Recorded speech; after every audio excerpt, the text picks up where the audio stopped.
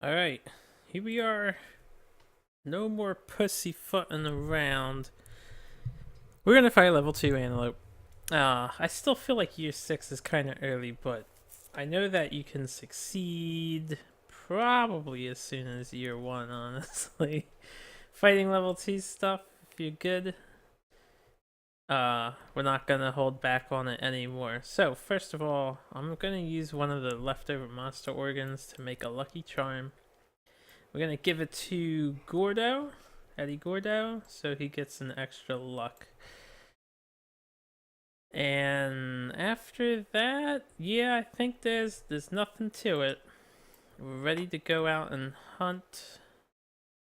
And we're gonna hunt a level 2 screaming antelope.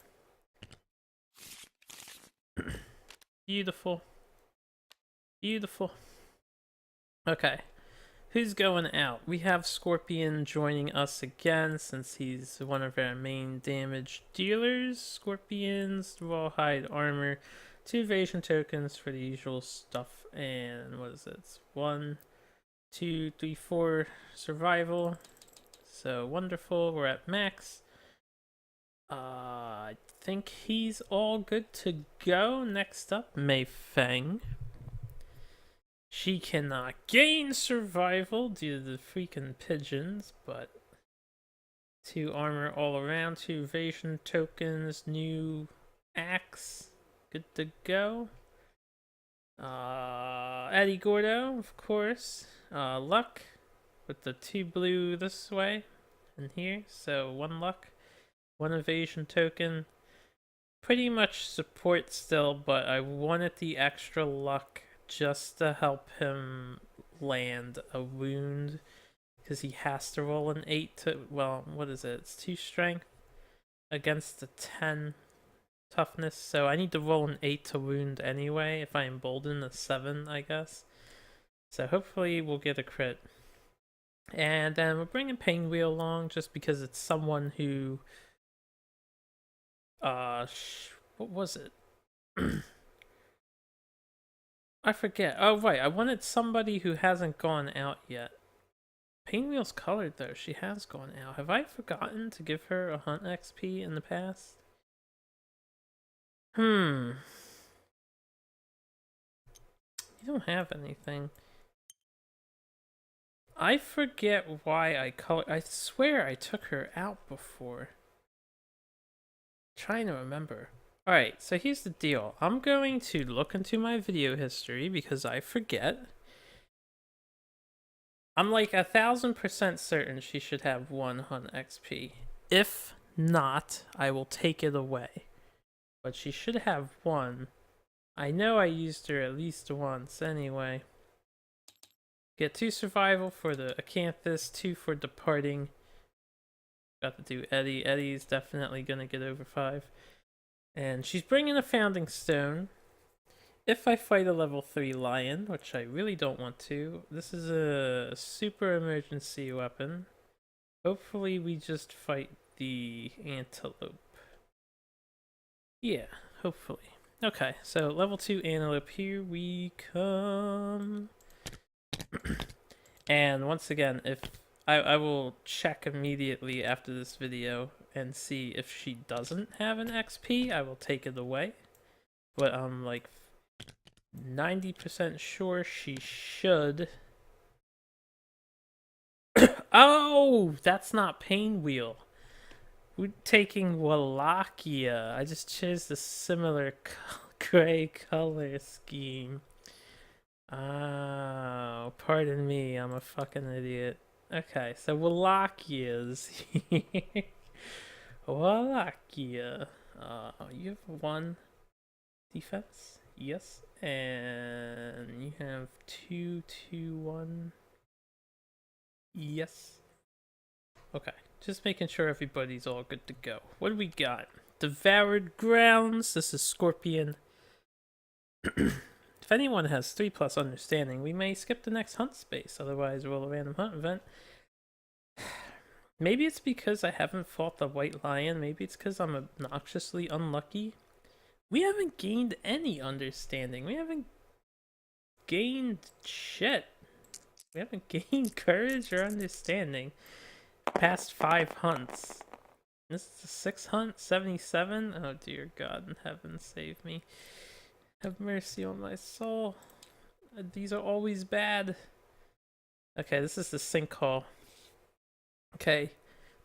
Gaping sinkhole suddenly opens under the survivors. Each one must roll 1d10. Lowest scoring survivor becomes the straggler. No one has a benefit when they're a straggler or anything. Okay, I'm not going to use a survival of the fittest roll to change this result. I will just roll really well with the straggler, obviously. All I have to do is not roll 1.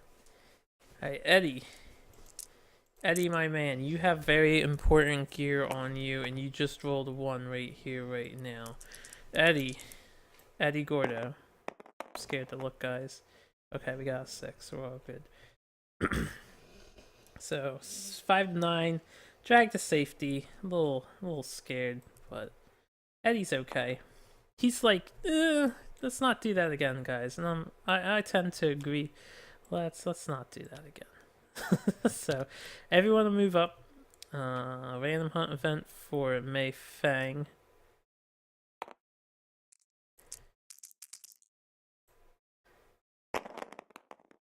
Alright.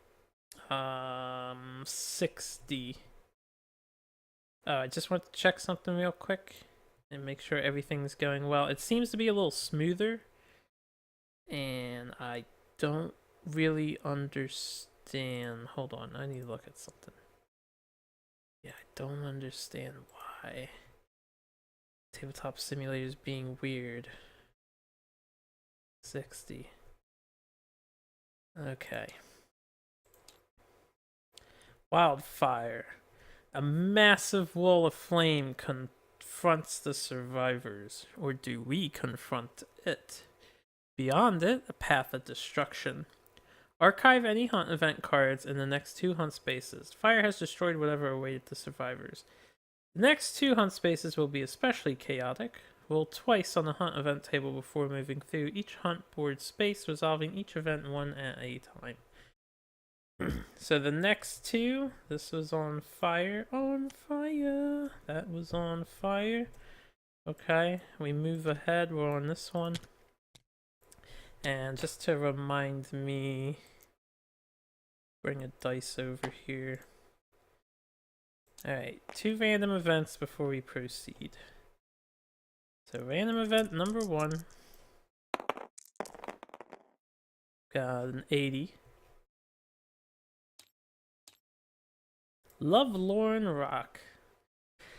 Well, we've had this in the previous playthrough.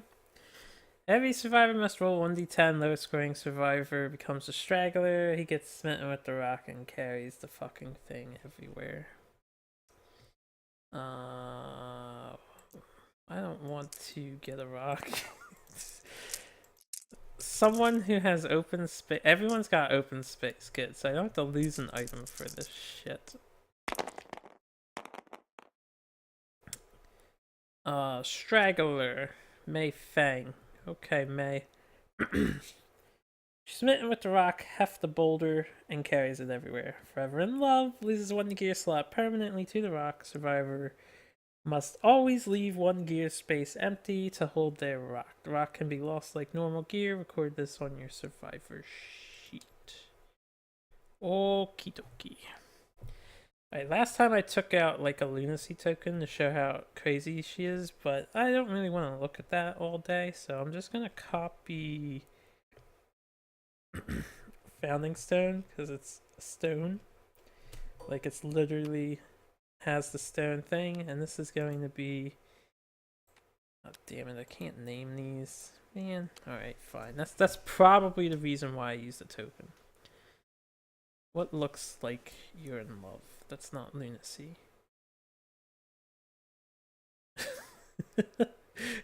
None of these. Bleeding token might confuse me. I'll just use the evasion token. Okay. Too big, too big, too... There we go. Tone it down, Rock. Love Lorne Rock. Faye. What the hell is your name? I forget. Mei Fang. Not Fei Meng. Mei Fang. Okay, so she's got a Love Lorne Rock. That was event number 1. Now for event number 2. Can we get some good hunt events? For the love of all that is the sun and bright and covered in the sun. I don't even know what I rolled. 58. We haven't had a single what I would call good hunt event at all this entire game. Scent on the wind. Strong wind blows, bringing with it the scents of distant places and things. Event revealer rolls on the table. This is Eddie Gordo. The last one was Eddie Gordo. This is Wallachia.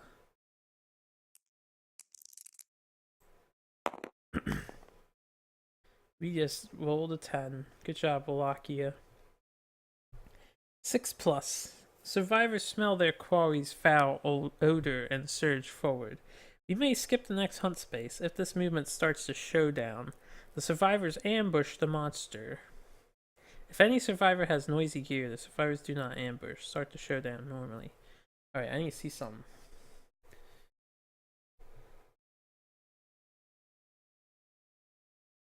Okay, we can basically circumvent the wildfire on this space. I believe what's technically happening here on this space is that 2 of these cards are here. I'm just going to leave the dice to represent it. But I will take the scent on the wind. I don't know. I could more hunt rolls is more chances of something cool happening. It's more chances of bad happening. I'll skip them. So they're still there in case we get blown back, but we'll skip the next hunt space so we end up here. And we're back to Scorpion for a random event. Yeah, I think we'll do that.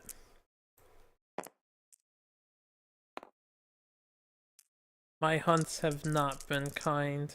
I am very eager for the 1.5 hunt chart because I hear it's being revised severely. We just got a 16. Night terrors.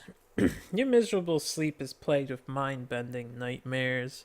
All survivors must roll 1d10 if their result is equal to or less than that survivor's current insanity. They gain a random disorder. Oh, you fight your own insanity. If the result is greater than their insanity, they gain 1 understanding. So equal to or less, random disorder, greater than, gain understanding. Okay. I got a beat a 7 on Scorpion. That's not happening.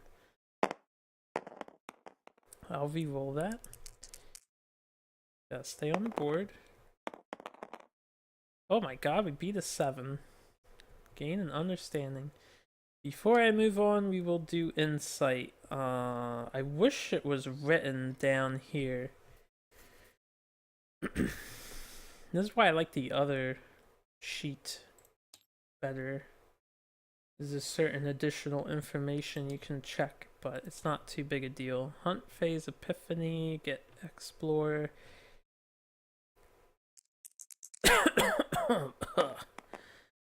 Okay, and a 7. 3 survival, 3 insanity. That's not what he needs. Whatever. If only I rolled an 8, that would have been pretty cool. Explore.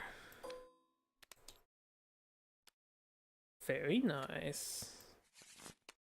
Okay, so he's matchmaker and explore. I hope they redo those two and make them better. Anyway, Mei Fang also needs to beat a 7 if she wants to learn from her nightmare. What the fuck? Alright, I'm sorry I doubted you guys. One understanding for you. Eddie only needs to beat a 3. This is where we fail, right? It's like I'm in tune with the deity of luck that hangs over my fucking shoulder. I swear he exists. I'm telling you guys. I don't normally... Like, I'm indifferent to the belief. If there's gods, I'll see them when I'm dead. If there's not, I guess there's not. That's the kind of guy I am. It's like, if they're there, okay. If they're not, I don't care. But I swear there's something. When it comes to luck and RNG, there's something. Honorable. Cannot attack a monster from its blind spot or if it is knocked down. And Wallachia cannot possibly lose, so he gains an understanding. Okay. Interesting event. I would say that's a good event on average, even if you have some insanity. Unless you're completely insane. Overwhelming darkness. Overwhelming darkness. I don't have Song of the Brave yet. I don't even have drums yet. Okay. Okay. Insane, insane, insane. Doomed. I'm gonna do Doomed first, because Doomed sucks. He might die. Alright, we got a 7. Disoriented. Gain -1 evasion token. I hope they redo Overwhelming Darkness too. Like, do they all have to be such shit? Even if you get a 10, it's garbage. Usually.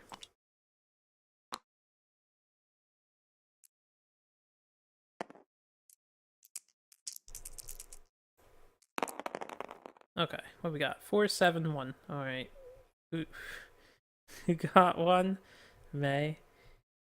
You envision a strange fruit that pulses with your heartbeat. You smash it. Spend all survival or die. Oh, that is bad. She can't gain survival. So that's the only time she gets to do that. I think I'm gonna let her... She literally only has to win 4 more hunts. We'll see if she survives. I need to plan out if I want her to try to be an Axe Master. Going after anything that goes past Overwhelming Darkness is way too dangerous for her now. Unless she loses all of her insanity. 4, Shriek into the Darkness, 1 brain event damage to everybody's not deaf. Gee, thanks a lot, you stupid idiot. What are you screaming for? That was Scorpion who was screaming? Wait a minute. Scorpion got the 1. Okay. Never mind, let me fix this. She's still at 4. I'm actually okay with this, because we're fighting an Antelope. We can get some more survival back. He screamed in the darkness. No, she screamed in the darkness. He crushed a heart-shaped fruit. I don't know where he got the fruit, but he found it. Okay, I like that better. I need to pay attention to the subtle yellow differences. Startling visions, random disorder.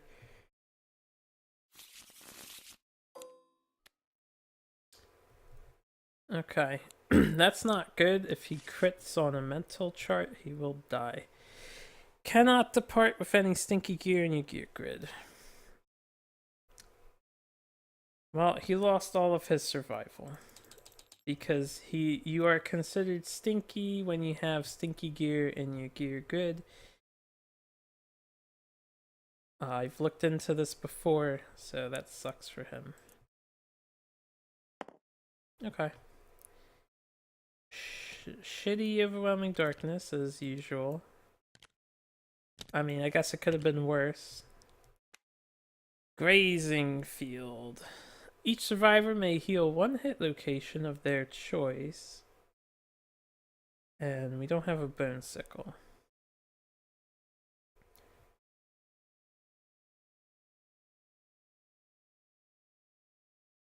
Does this count as a hit location? It's not, right? Because it's not on the hit location dice. Let me look it up real quick, because if I can get that insanity back, that's the only benefit. Not insanity back, but if I can heal his brain, that's the only benefit from this hunt event.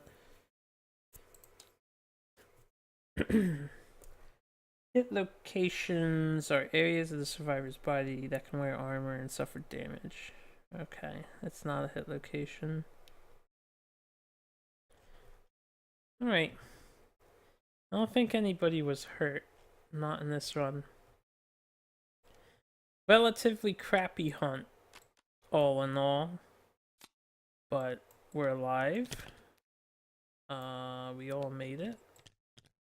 Shouldn't that overwhelming darkness be locked?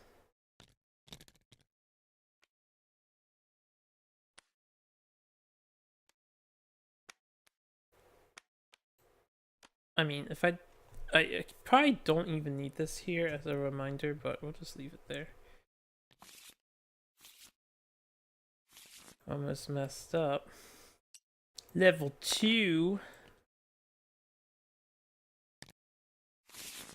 I don't know if that actually matters. Alright. Level 2 Antelope. 10-5 trample diabolical. 8-10. 1-1. You guys ready? Ready. Ready. Diabolical.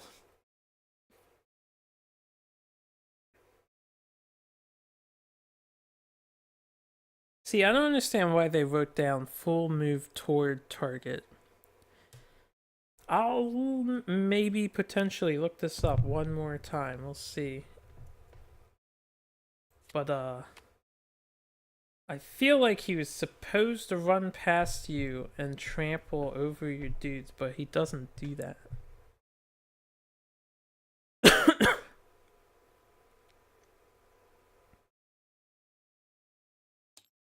In fact, I'll look it up right now real quick. We can go to the survival guide.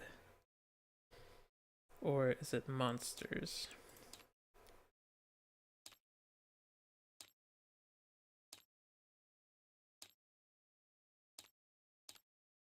I want the detailed list of moving them.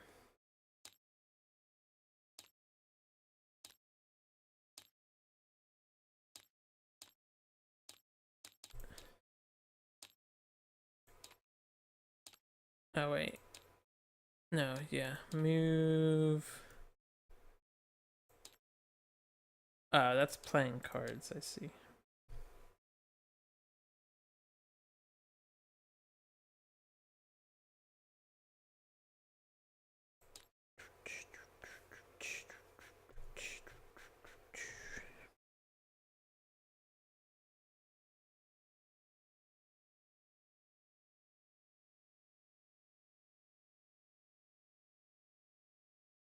I'm reading. Sorry for being quiet.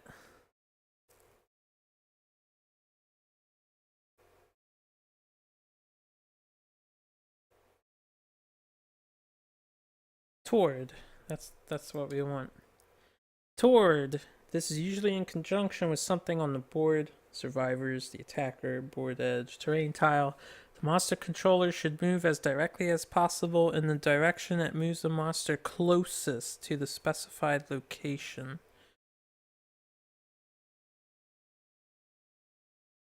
So when it moves toward something, my translation of that is it doesn't go past them or through them, it just moves close to them.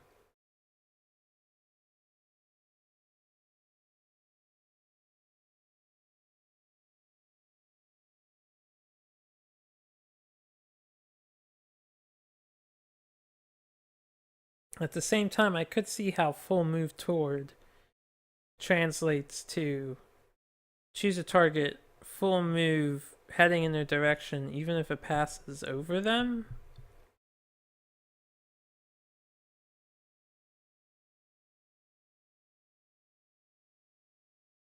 Which is how I feel like it's supposed to work.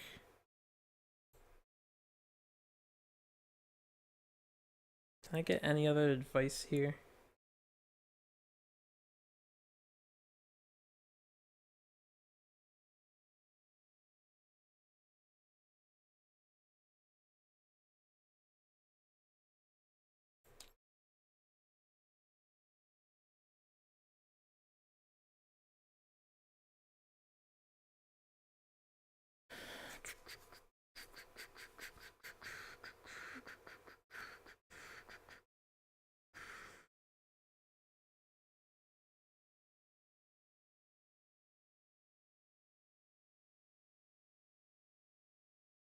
Where's the original move rule?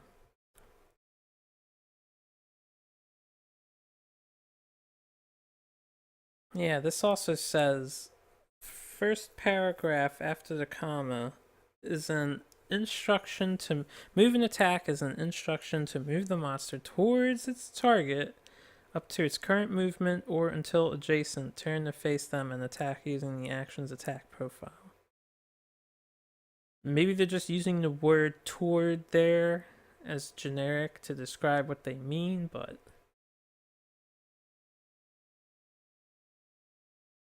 actions.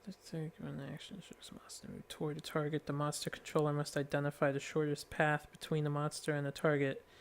Then move the monster miniature along that path until it is adjacent to the target or has no movement remaining. Yeah, see? So, right in the monster, the top middle paragraph, monster movement, the second paragraph. When an action instructs a monster to move toward the target, which would be move toward, it tells you right there to stop them in front of your survivor.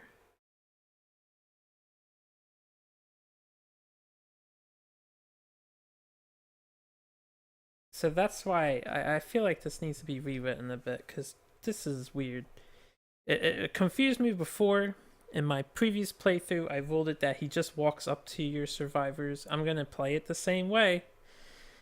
That's how it's translating in my head, but I feel like he's supposed to run past. But I'm going to play it with the move rules that I see. Anyway, I'm sorry for the delay. This is one of the most confusing cards.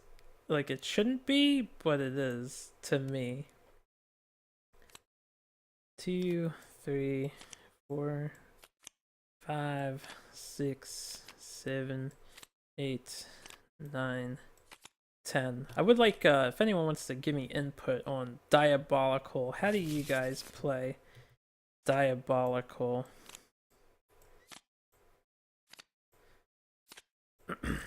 I would be very curious.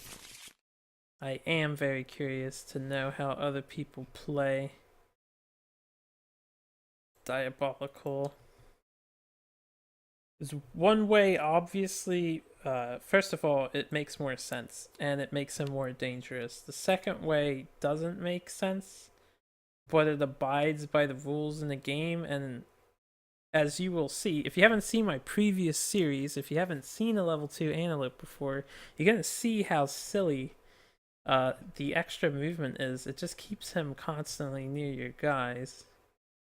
It's kind of like you can't get away from it if you're in the same row as it. 2, 3, 4, 5. But that's not too big of a deal. Okay. Setting up acanthus plants. I don't know why they have to flip every time. But that's okay. We can have some looking the other way. Hey, we got acanthus plants. Okay. I'll just leave them like that. We do have a corpse.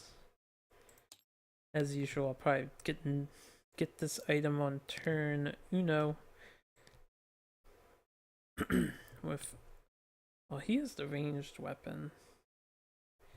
He could still do it. We want to scry right away.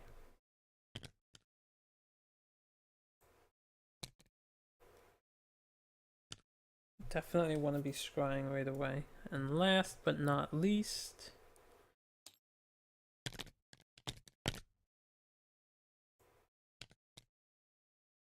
Three stone columns. Now, for this time, I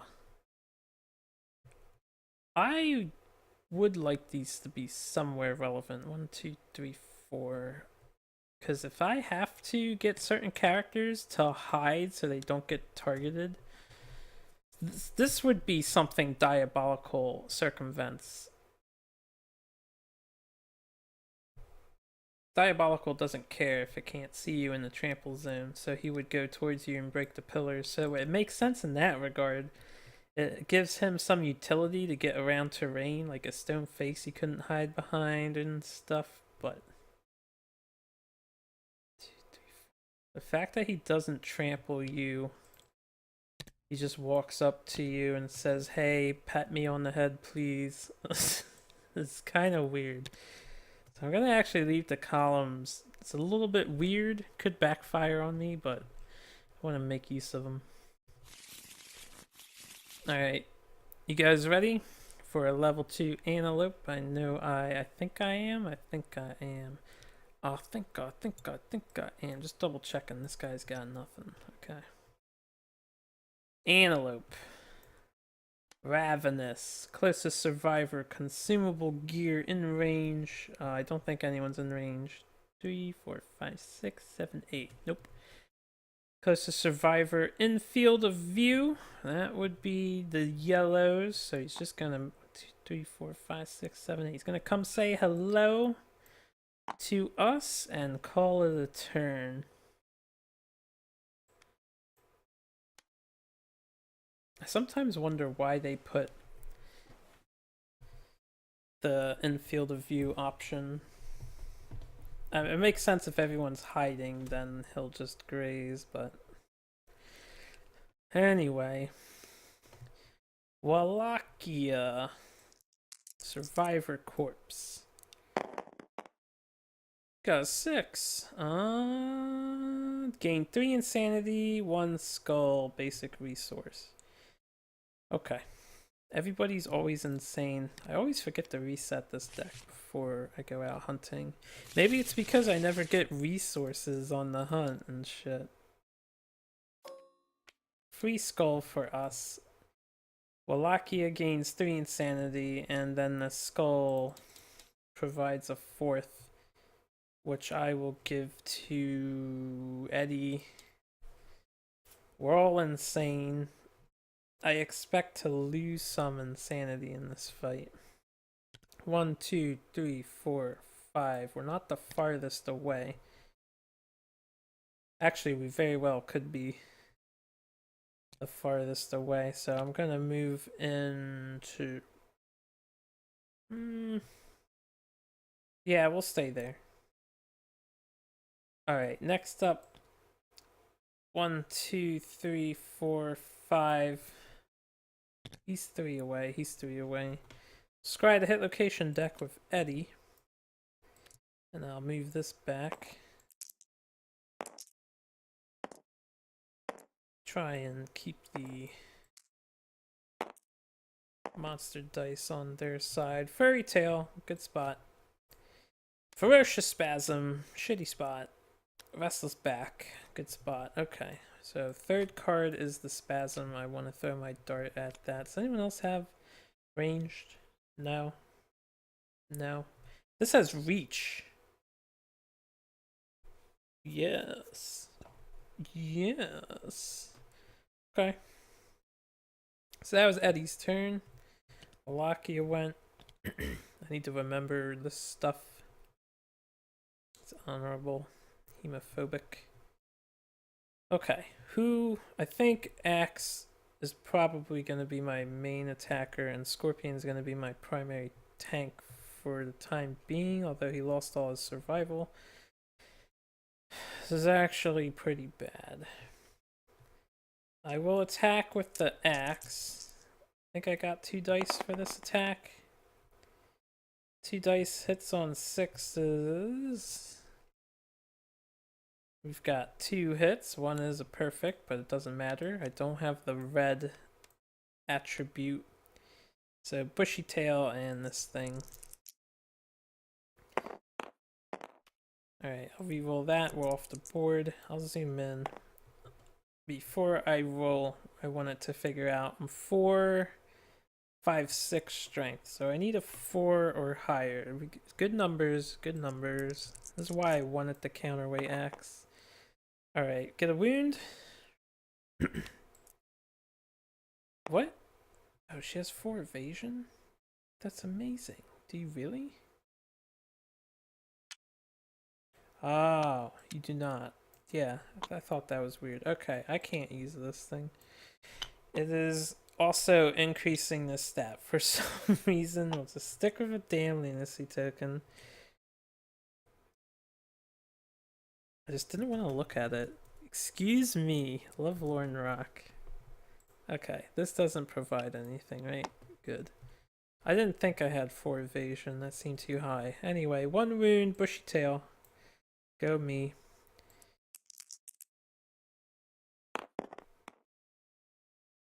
Oh! Yes! Squarely on the monster's squirming spine.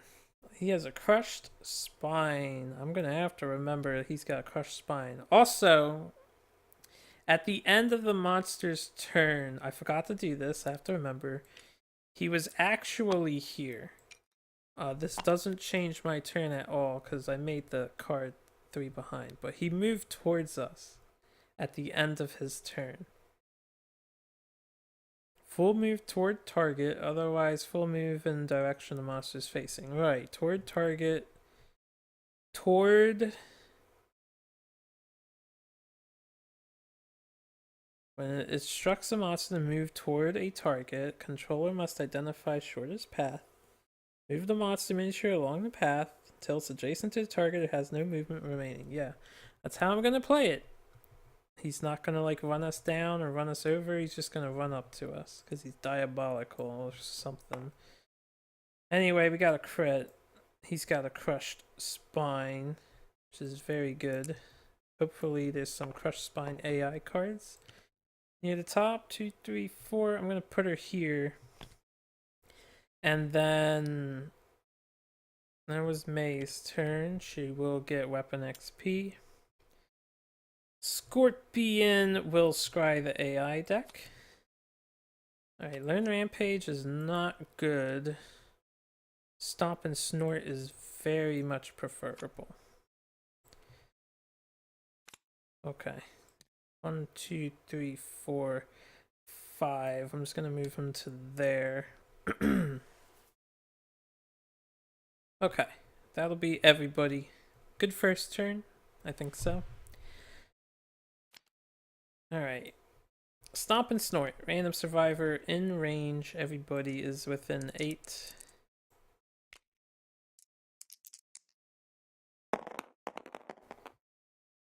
Got a 7. That will be Wallachia. So turn to face target. 1, 2, 1, 2, 3. I'll say he would turn this way. This is what my friends came up with. When the monster's turning, and I like this, I'm gonna turn them 90 degrees or 180, and they're gonna face the direction that they hit first. So you know how he's turning this way and the monster facing goes all the way out, so he's in facing like here. He doesn't have to go this way. That's I thought that was a really clever solution to the turning sometimes. Okay, we get an 8, so target suffers 1 brain damage per monster level. It will be 2, and we get knocked down. We are not insane after we take the damage, and I think it goes in sequential order. So we will not get knocked back. And then Diabolical will happen. No one's in the trample zone, so 1, 2, 3, 4, 5, 6, 7. He's over here. Okay.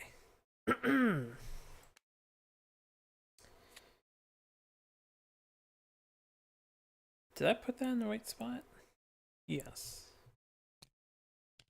Alright, so the next card on top of his deck is undesirable. 1, 2, 3, 4. We're just gonna hammer at him some more. Or ask him a question. Got a perfect hit, doesn't matter. We're not in the zone of death, thanks to our reach. 2. 2 does not cause a wound, right? It's 4, 5, 6, 7, 8. We need 10. Okay. No wound. No wound, no problem. I don't want to use Embolden. She'll probably be tanking for a bit. Oh! If our wound attempt fails, we may ignore it and attempt to wound the selected hit location again. Yes, I almost forgot about that. Let's put that to use. Let's put that to use. Axe proficiency.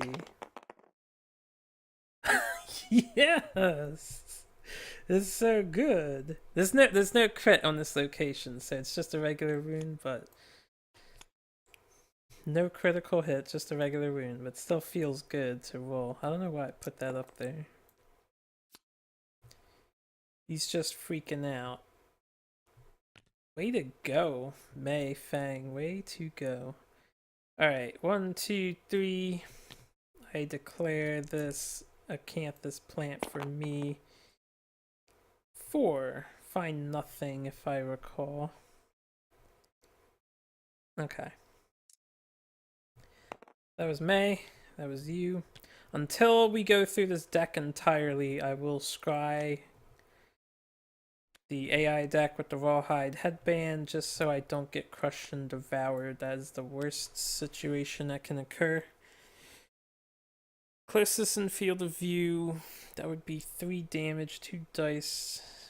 This is 1 dice and it hits on a 3 too. Blind spot, closest threat. Destroyed hoof. We have a crushed spine. Okay. So I think back kick is slightly better. Do you just do the accuracy? 1, 2, 3, 4, 5. We'll move over here. And then we will end our turn. So, Screaming Antelope. Back kick. Closest threat will be her. And then he's gonna do this. 2 dice. Hits on 3 6s. Does do an insanely large amount of damage, though. Oh, come on. Oh, of course I don't get 1. 70%, guys. 70%. Or is it? Yeah, 70%. Or 60%. 60%.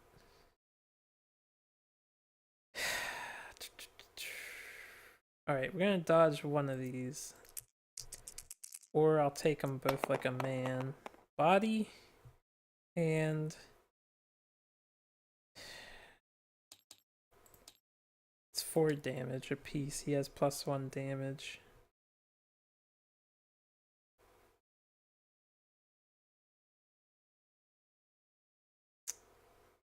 Alright. We'll dodge. You know what? They always hit the body. That just feels true. I'll dodge the body and I'll take it into my hand, even though I shouldn't take it into my hand. So we'll dodge the body, we'll take it on the hand. When I rolled the perfect hit, which I got 2 perfect hits, we got 2 insanity for crazed. Need to keep that in mind. She got kicked really hard. That's annoying. What are you gonna do? And then Diabolical. It's basically just gonna turn around and sit at her face. Okay. Wallachia is up.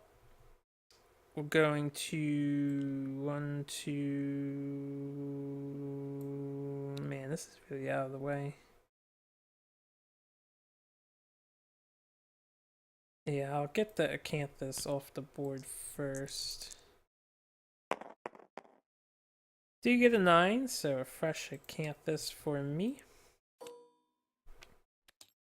It's always good to stockpile on these. We have a ton, but it's never enough. Always stockpile. Actually, if you do cooking, it's a good idea not to turn them on to dried acanthus. Alright, so that's Eddie. His next card, I don't remember what it was, like a bite or something that goes to the body no matter what. I think it's only 1 dice or 2 dice that does 3 damage each at the body. Could dodge again.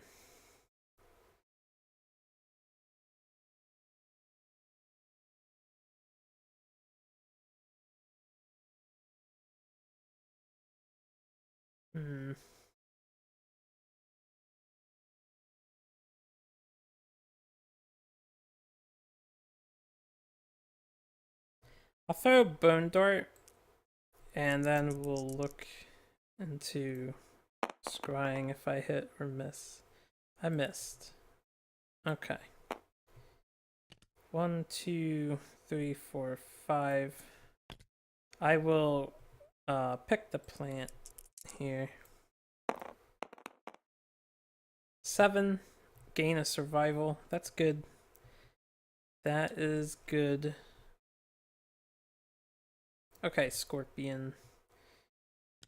1, 2, 3. We'll move you there. Antelope's turn. Yeah, everybody went. So bite. 2 dice. Hits on 5s. Got 1 miss, 2 miss. Nice. Very nice. Yay, evasion. I like this. Diabolical. He'll just stay there.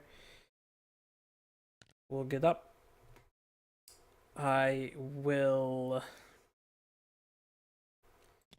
2, 3, 4, 5. We'll pick the bug patch. Got a 4. Get a vermin. Cyclops fly. It's kind of nice that there's a steady bug patch. I feel like if they make the bug patch appear on a higher level lion fights or something too, or some other fight, it might be a little more feasible to do cooking.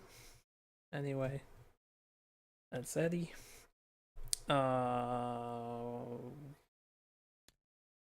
We'll pick this acanthus. Get another fresh acanthus. This one for Wallachia.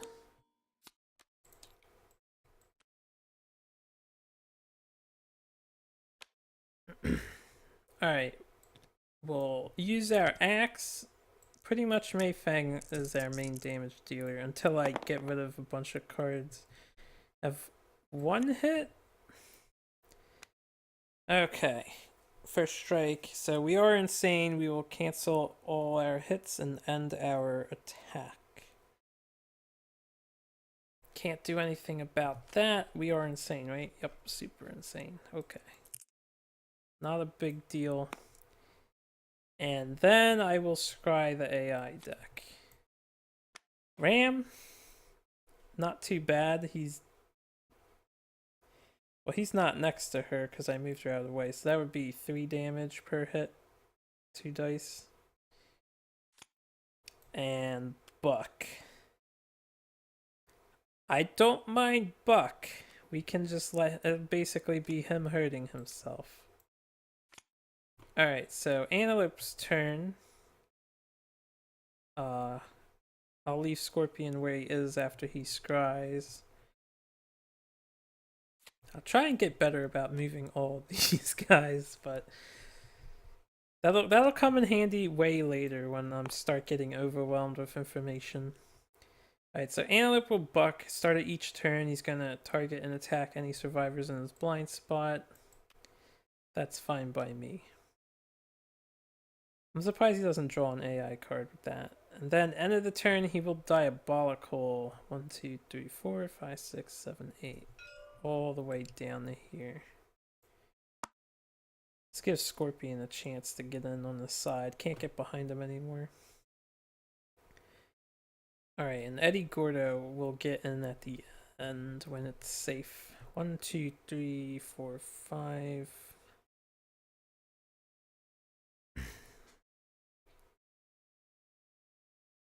Okay, I kind of want to stay out of range for now. So 1, 2, 3, 4, 5. We'll come towards the center of the board. Or we were here, right? Yeah, this is where the bug patch was. I could just stay behind the column, then he can't see me. That should keep me relatively safe. I'm going to scry the hit location deck. Alright, turn to face the attacker, not a problem. That one's not really too big of an issue. Alright, this is good stuff. We'll leave this as third. Okay.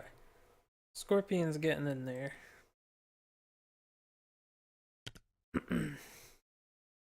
How are you looking? I can't spend my survival. I was gonna embolden to make it easier on me. We had 3, so I had to roll 7s to wound. It's not the best.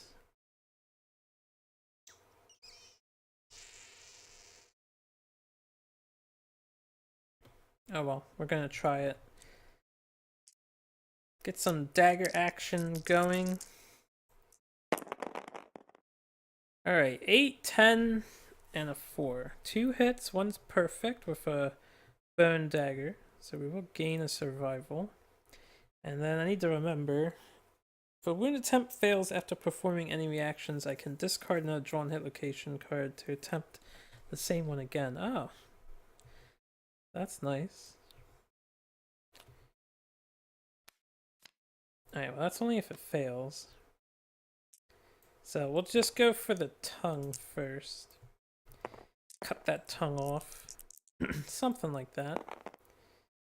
No, we got a 1. Okay, well it failed, so I'm gonna discard this card, and we're gonna try and get the tongue again. A 4. I need to beat an 8. That's 4, 5, 6, 7. Alright, so we failed twice because we suck. Couldn't even cut the tongue. Alright, didn't get in there. Pick the acanthus plant. 5, so we'll gain a survival. I think I can embolden here. Just I'll embolden. I should have did it before I picked the plant, but can I do it in response? Not really. It's not a survival opportunity. I'll embolden now, but I'm not going to give myself that survival. We'll get the strength token though. And I'll embolden with Scorpion on the next turn if he... She didn't go, he went. If he doesn't get knocked down. Okay. So we ate that. Something good there. And then she will scry the AI deck first. Ram furthest threat in range. That would be... Oh, thank God he's 1 out of range. Would be black or yellow. Yellow at the moment's 8. Nice 7. Ram or chow down. Can he reach that plant? I don't want him to heal. He can. Okay, so we're gonna force the ram. We're gonna leave her there so he rams her. And we're gonna hope... Oh, God. This is a bad idea. How much does he heal with Chow Down?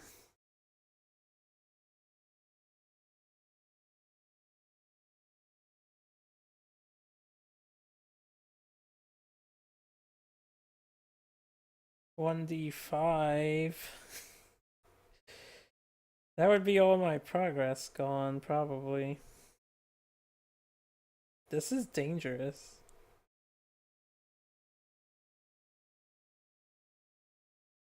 And if he goes this way, have a dodge and it hits on 5s.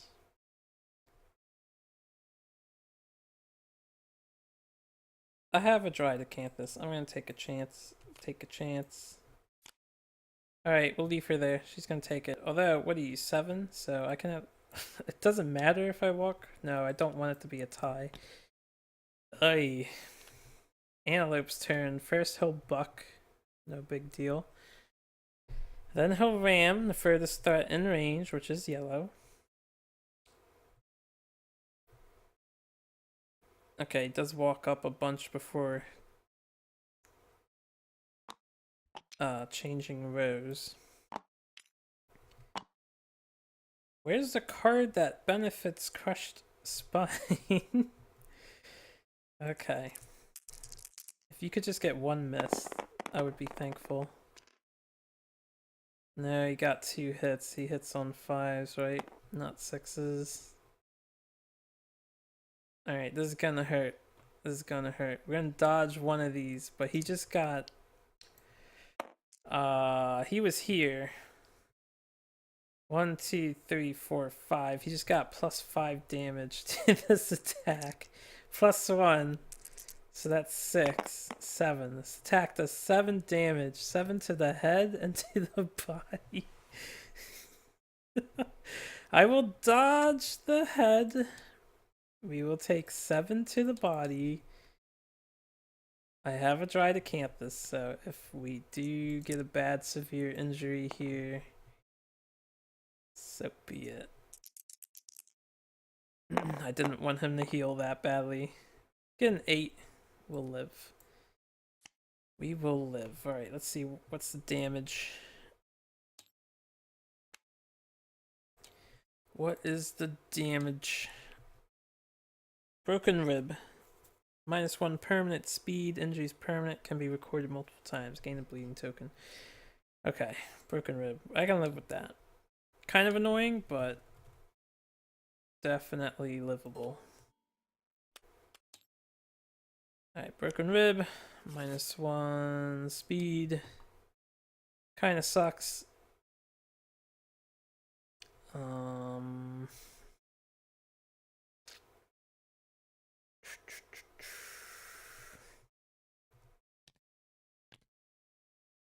And we got a bleeding token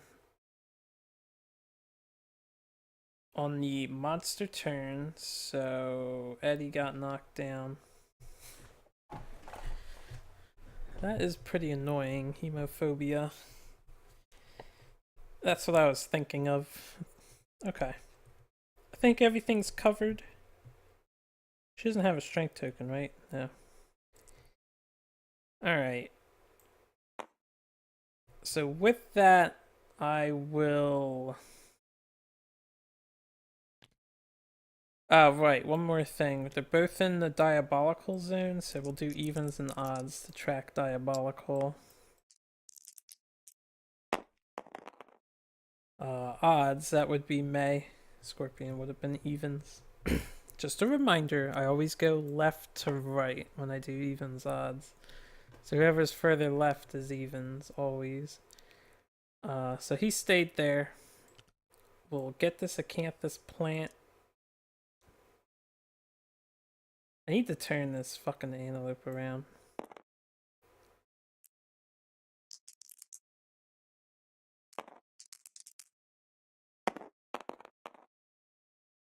Eight. Get one last fresh Acanthus. Been rolling very well on the Acanthus table. Not gonna lie. Now I need to think.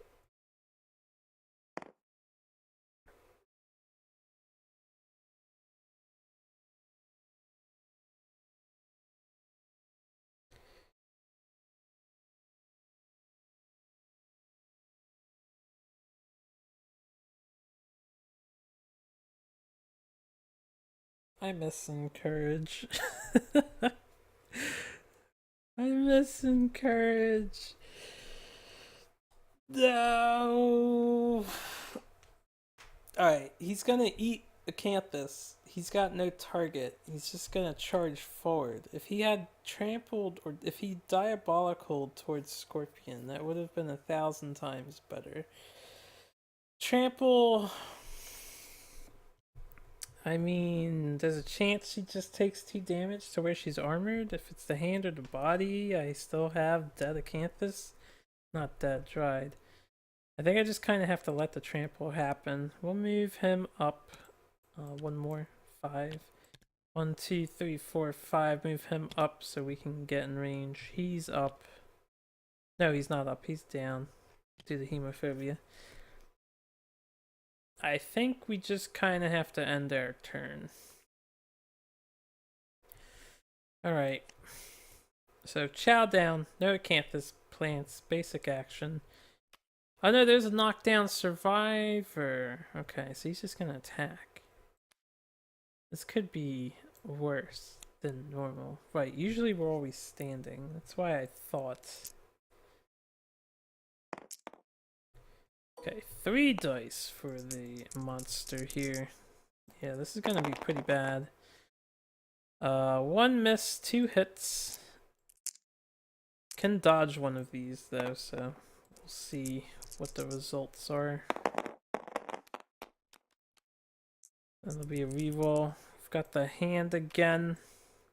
I don't think that's one of my armor locations anymore. Got the hand twice.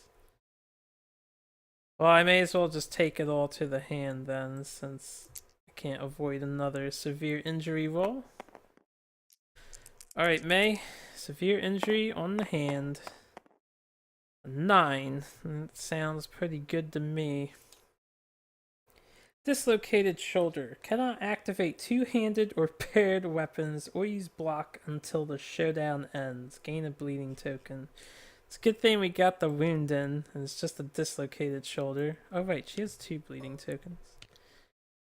Okay, I think it's in here, but I guess I'll add it.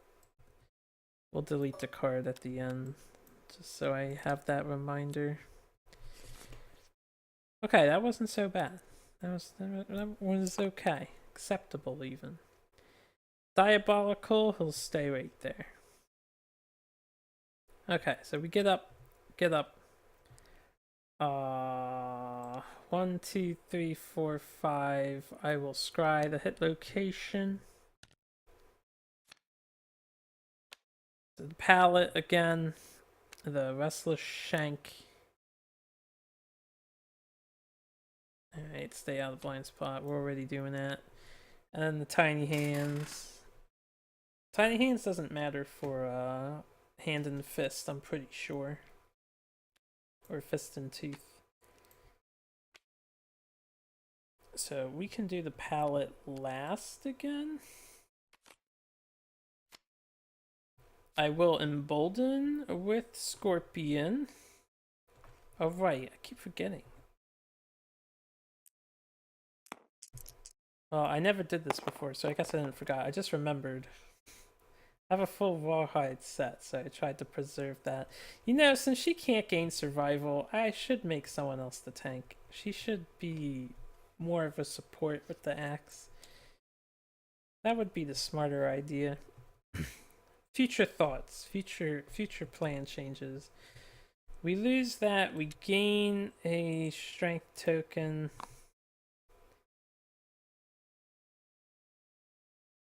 Do I spend a survival when I overcharge? Yes. I want that stuff though.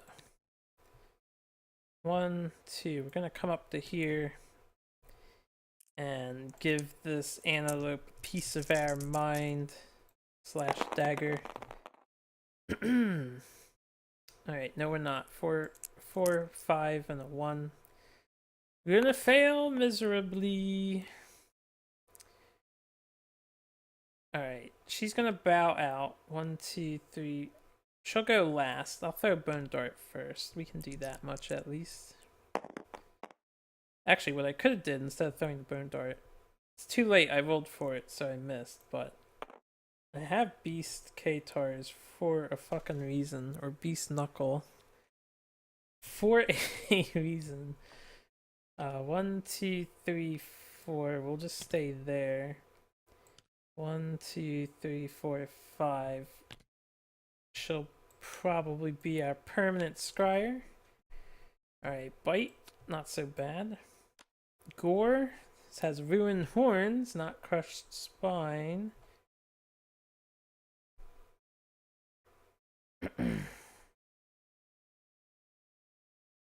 Alright, I guess Bite is fine.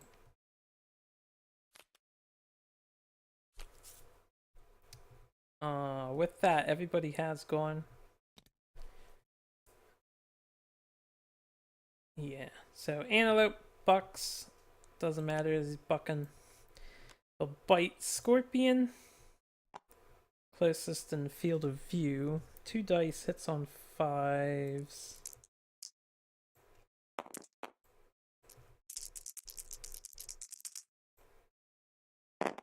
That lag though. I almost want to re-roll because the dice like froze in midair, but take 2 hits.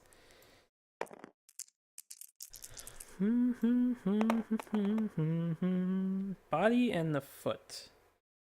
3 damage apiece and a bleeding token. Can't dodge them all.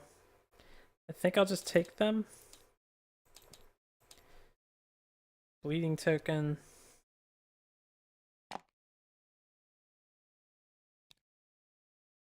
And he gets knocked down because he's scared of blood.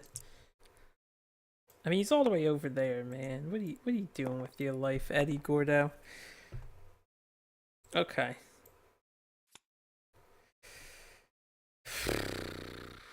Let's just try to knife or dagger him again.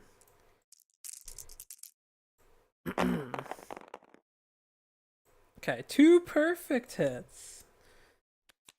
Alright, maybe I should have spent my survival. I just got 2 free survival.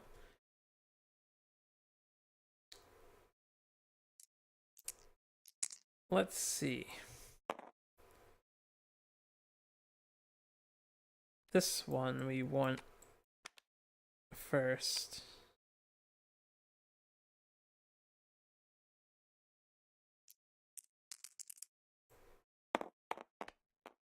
Okay, got a 3. It's kind of a crack on the terrain, but it's flat enough. It's not the full divide, so I will accept that. I'll use my dagger power, dagger proficiency, and we will try one more time to wound. Alright, that's a 6. That's a 7, 8, 9, 10. So that is a wound. He'll buck in his blind spot again. Nobody's there, so we don't care, and we will get a weapon XP for Scorpion if he survives. 2. I will Beast K Tar. So how does this thing work? 2 dice, hits on 6s. You don't have accuracy, right? You have 2 strength. Wounds 4, 5, 6. So he only needs 4s to wound. 6 is the hit, 4 is the wound. We just rolled 2 2s. Well, shit. 1, 2, 3, 4, 5. We'll come all the way over here, scry the monster deck. So Bolt, closest knockdown survivor. That would trample both of them, wouldn't it? He would go forward and then down. That would trample both of them to get to him. Infested. Okay, I need to think of something.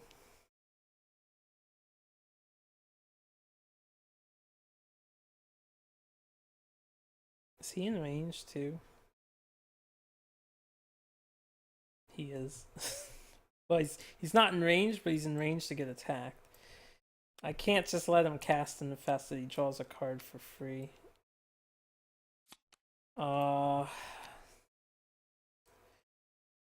There is no surging with my people here.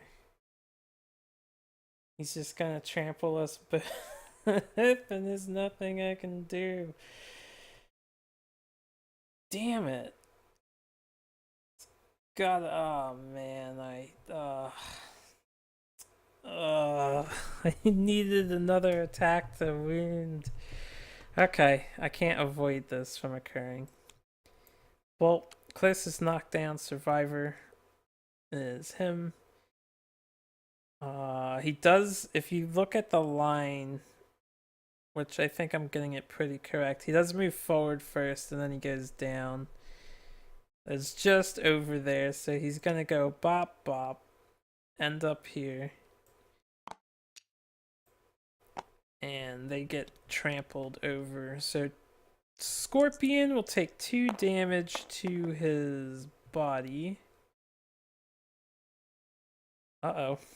Can't dodge that either. So that's a severe body injury for Scorpion. Damn my positioning. Damn that card they drew. 5. I don't think 5 is super bad. Destroyed back. I was thinking of disemboweled. Sharp cracking noise. -2. Permanent movement. You can no longer activate any gear that has 2+ strength. This injury is permanent. Can be recorded once. Gain a bleeding token. He's already knocked down.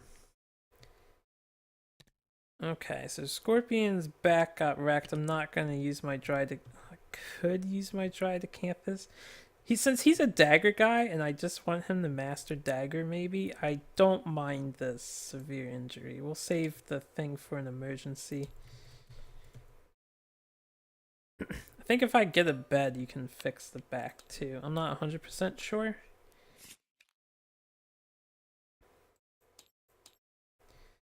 So 3 movement. He can still use his knives or daggers. And then Wallachia. Actually, does Scorpion? No, who has the Acanthus? Wallachia's got both the Acanthus. Alright, so I don't know why I rolled that dice. I need a hit location dice. I'll re-roll that. This Antelope's really wanting to hit the body of people. I'll re-roll that too. Alright, let me zoom in. There's two incidents here. Yeah, I don't know why the dice... Like, when I do a roll zoomed out, I'm only doing it lightly. It's not like I'm whoosh, throwing it across the world. Okay, we're already knocked down anyway, due to collision. So, heavy foot. Bolt, 2 dice, hits on 4s. That's 1 hit. And Eddie doesn't have survival. God damn it. Why are we suddenly colliding so much? Okay, got the hand. So 2 damage to the hand for Eddie. Full move the Screaming Antelope away from all survivors. Alright, so 1, 2, 3, 4, 5, 6. Well, he hits the wall. Whoops. Okay. So that sucked. That was just bad positioning and timing, I guess. Shit went bad there. Diabolical happens now, and then he actually runs back up to Eddie. It's at the end of the turn, right? Yep. Okay. You think a destroyed back, a crushed spine would prevent this card from working? Just me? Am I crazy? Alright. Eddie gets up. They're still knocked down. I will scry. I kind of want to just do my fists and teeth with Eddie while I have a shot here. I didn't get a chance to slam. He doesn't have a survival, and I know the pallet. No, I discarded the pallet. I don't know what's coming up. 2 dice, hits on 8s. I'll punch it. I may as well attempt. We got a hit. Oh, it is the pallet. I thought I discarded that. Yeesh. That is not good. Alright, in order to beat a 10, I have deadly. So that's a 9, and we have 1 luck. So that's an 8. I do have 2 strength. So I need an 8 no matter what. We basically have to roll another 8, 9, or 10 and crit. Oh my god, you are a miracle, Eddie Gordo. He's doing the square buttons, kick combos all around this Antelope. Holy shit, I'm glad I got the lucky charm. Chokes on the blood spilling from his undermouth, gets a -1 speed token. That helps a lot. Archive this card. And he gets a wound. This gets archived, apparently. And then we get Fist and Tooth Mastery. Way to fucking go, you boss. You. 1, 2, 3, 4, 5. The fact that I just cut his speed down is glorious. There's no reason for me to scry, and she has more armor than him. So 1, 2, 3, 4. Alright, before I move, 1, 2, 3, 4. Before I move, let's prepare. I will scry. It's a chow down. Thank God I got out of the way. Okay, that's good. That's a breather card. 1, 2, 3, 4, 5. We'll come over here instead. Alright. No one's gonna be able to hit this thing for like the next 2 turns. Antelope's turn. Chow down. He'll move in a straight line. No acanthus plants, basic. Oh no, wait. I keep forgetting. There are knockdown survivors. Not everybody's standing up.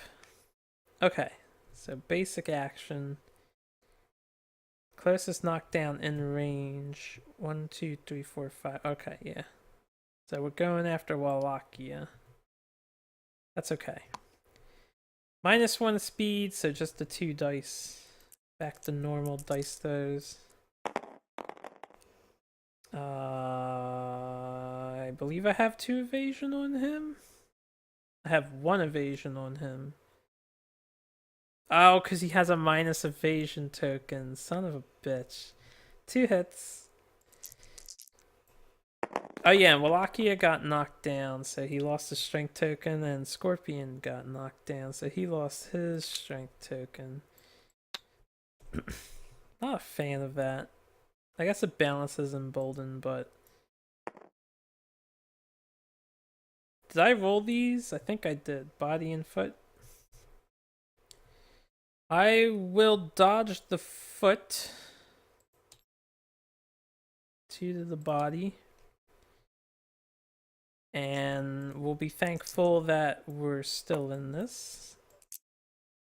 Taken some decent damage so far, but I think overall it's going okay. So, Diabolical is a 50-50. Let me roll for that. Evens odds. Evens are Scorpion. Alright, that's a crack. Even for something arbitrary like this, I'll roll for cracks. Alright, so he's facing Wallachia. Doesn't move. Do the Diabolical. Okay. What are we doing?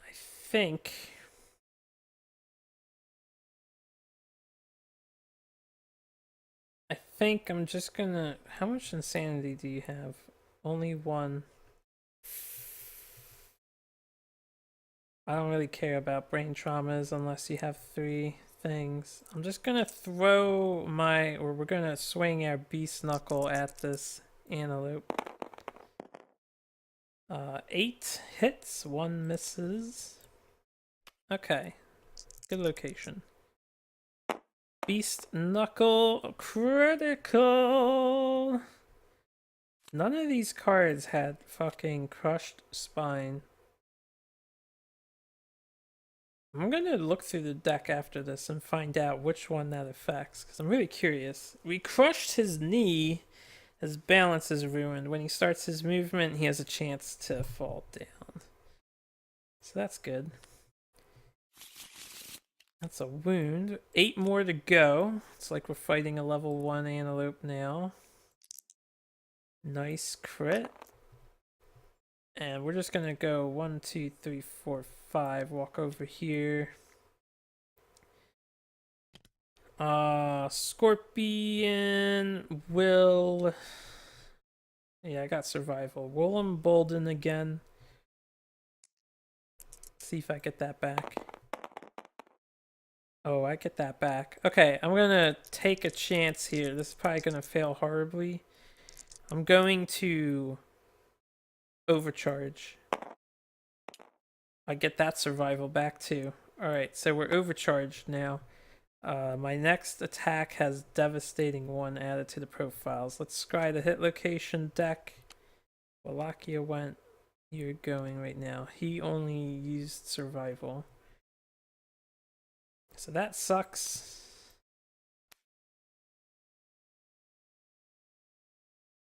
That's fine-ish. And that's good. Okay, we'll do it in this order.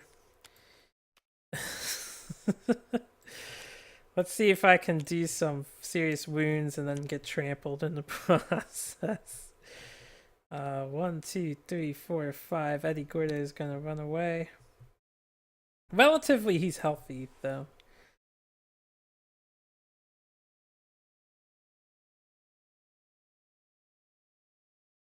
That's okay. We'll let him run away.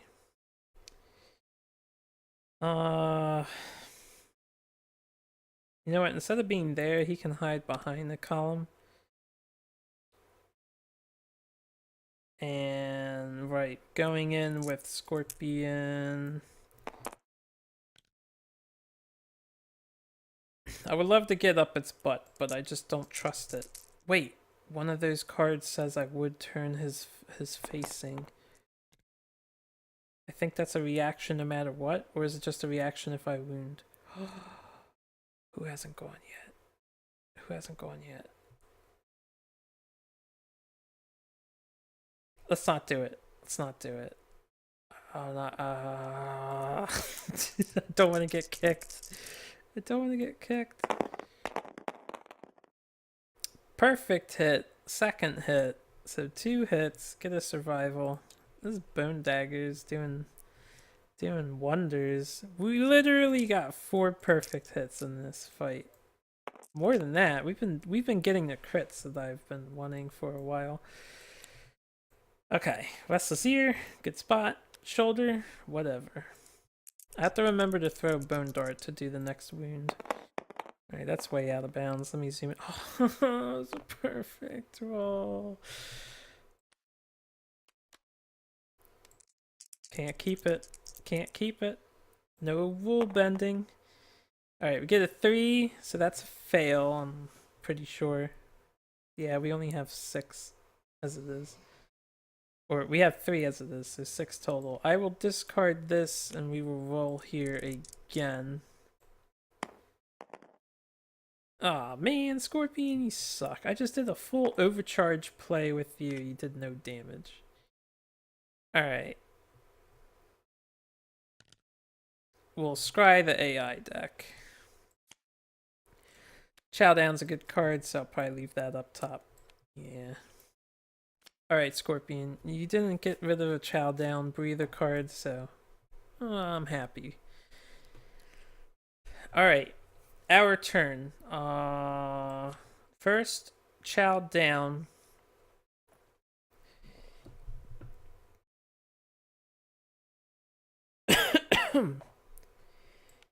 So basic action, no acanthus, no one's knocked down, so we graze. When we start our movement,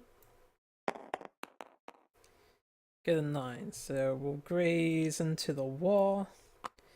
And then at the end of the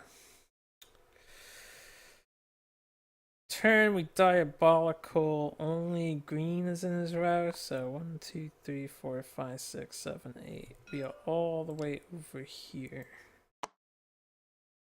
Okay. Oh, right. And at the start of the diabolical movement. Okay. Didn't fall down. Yet.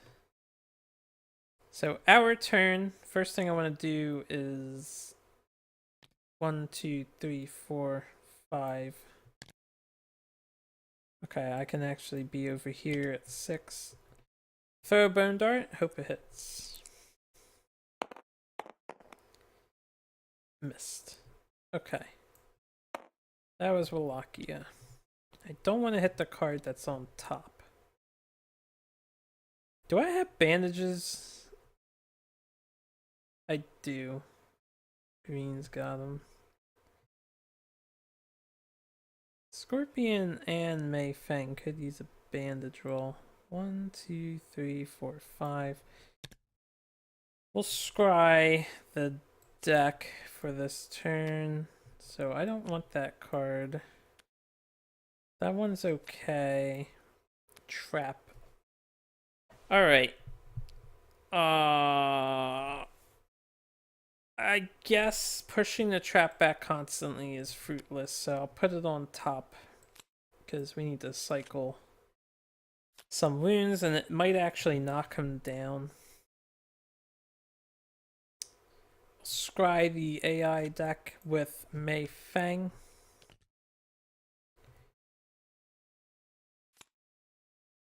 Ram and Ravenous. I don't want. Well, what does Scorpion have? If something gets eaten, I could let him eat the dried acanthus. Or like the pants. Well, I don't want to lose the extra armor everywhere. If I lose the pants, I lose the bonus. Assuming this fight goes well, I can upgrade to a scrap dagger, I guess. Bone dagger's been treating me nicely, but we could use all the extra. If those were all perfect hits, giving me 2 damage on wounds, I guess upgrading from the bone dagger to scrap is acceptable. So I don't care if an item gets eaten. That's what I'm trying to say. Ram sucks. Because it's going to go after the furthest threat and do retarded amounts of damage. Retarded. 2, 3, 4, 5. Alright, traps on top. So, 1. We'll just leave Scorpion here. Okay. Antelope's turn. Ravenous. Closest survivor, consumable gear in range. Before he moves, maybe he will fall down. Nope. I think he just needs a 1, right? Yeah. Okay. So, we're doing this. It's 1 dice, hits on a 5. I can dodge.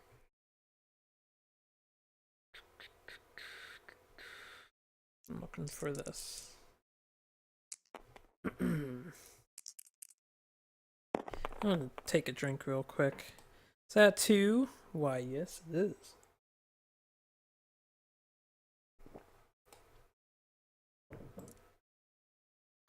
Okay. Solid miss. Diabolical. Because he's next to me, he's not moving, so I don't roll the dice again. Our turn. I will tell Eddie to bandage May, just in case.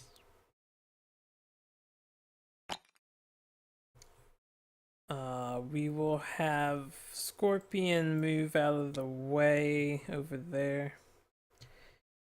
Just 1 space away. And then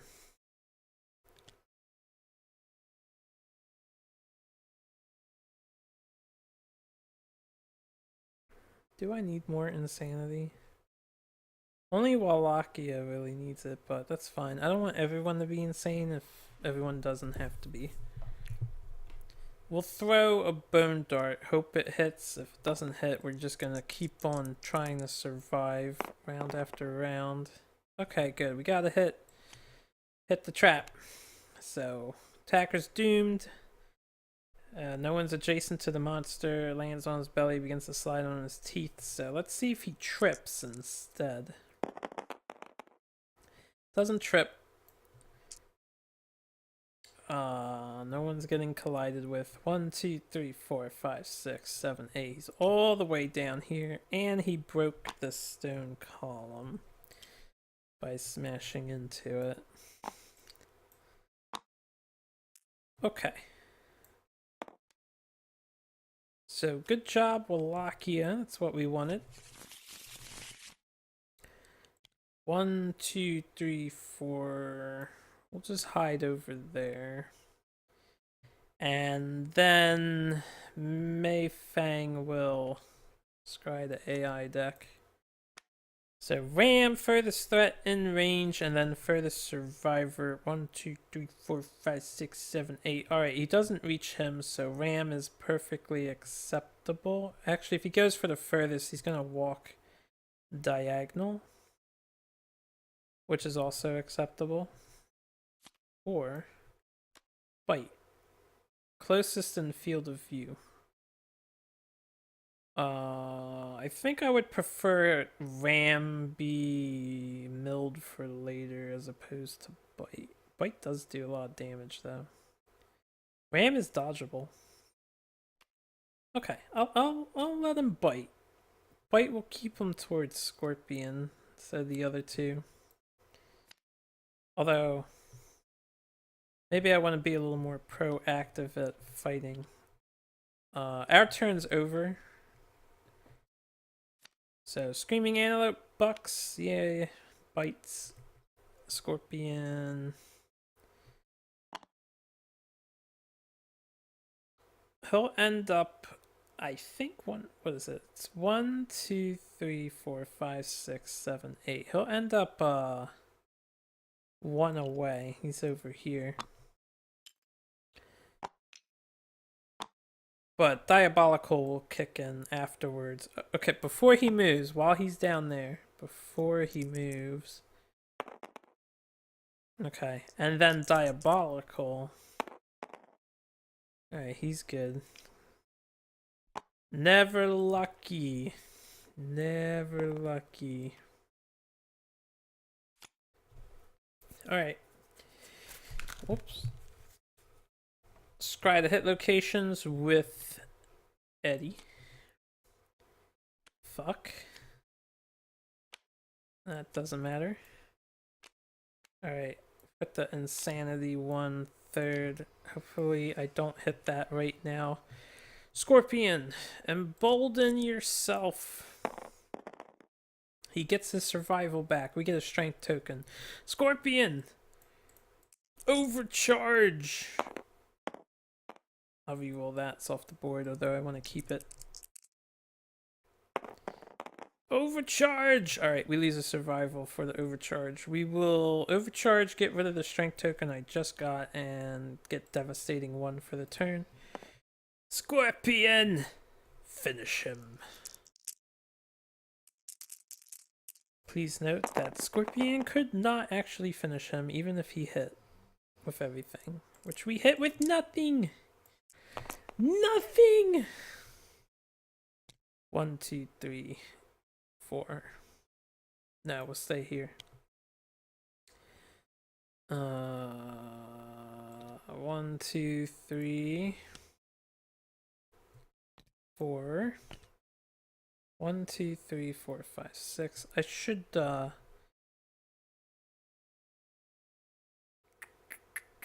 if I need a farthest target, I will throw her into the line of danger. Let's throw that bone dart at the very least. Nope. having no luck here. Man, he's been at 8 HP for so many turns. And it looks like the Restless back being broken isn't gonna help. Alright, let's scry the AI deck. So we have Ram, don't want, Bite. That would be at Scorpion, do want. He's got 2 copies of Bite. That pretty much ends our turn. The only thing I'm gonna do is 1, 2, 3, 4, 5. Move her here.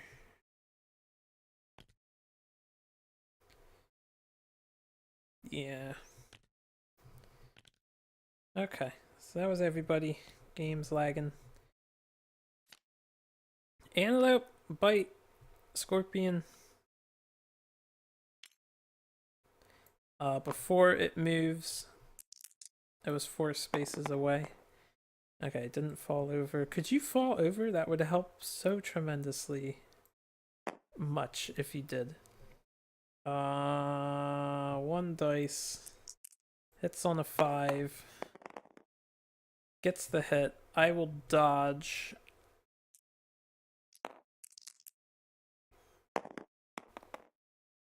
Do not get the survival back. Looks like I'm gonna have to cut this guy with my dagger somewhere. Okay. Diabolical, 50-50, evens odds. Even, Scorpion. Alright, you might hear snoring. That would be my dog. I don't know if the microphone picks that up. Let me think for a minute. The Restless Eye is 3 in. I think I will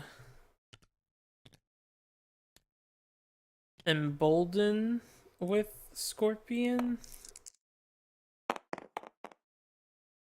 I do not get that back, so since I only have 1 survival left, we'll just stay emboldened this time. And then I will try to dagger this monstrosity. Got a 9 and 8. Oh my god. Of course I get all 3 hits. So first strike, we are insane. We will cancel our hits. Nothing else happens.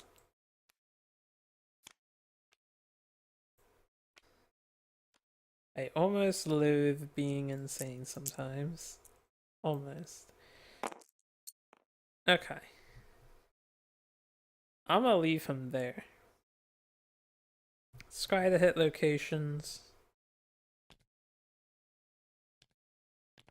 Yeah, scry the hit locations. That's a good one. That's okay.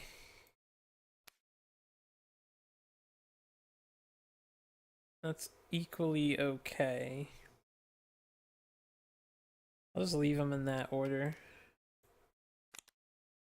I didn't really pay attention to what critical I would prefer to get. 1, 2, 3. We're going in. But before I go in, we're gonna embolden our dude.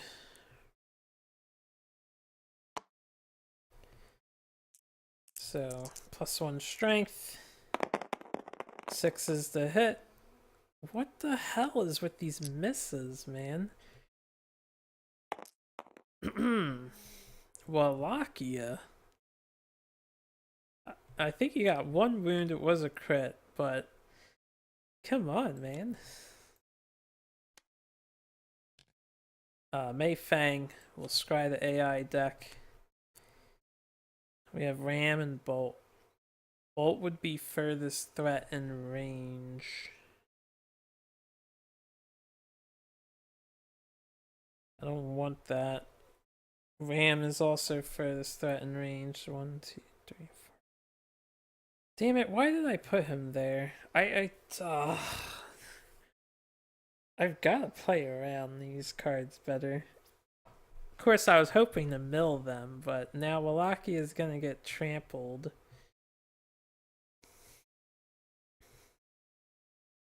If he gets trampled, it's okay. I have fresh acanthus. I might just eat one and restore his hit points if it's a bad location. So, what is better? Bolt is better. Bolt. He has a chance to trip. Bolt's the better card to let him do. Alright, Antelope's turn. He'll buck. No one's in the back. Why would we be in his blind spot? I feel like they should have designed the Antelope so that he tries to turn around more often and force you into the blind spot.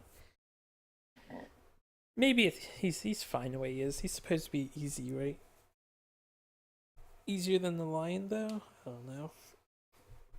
Anyway, Antelope.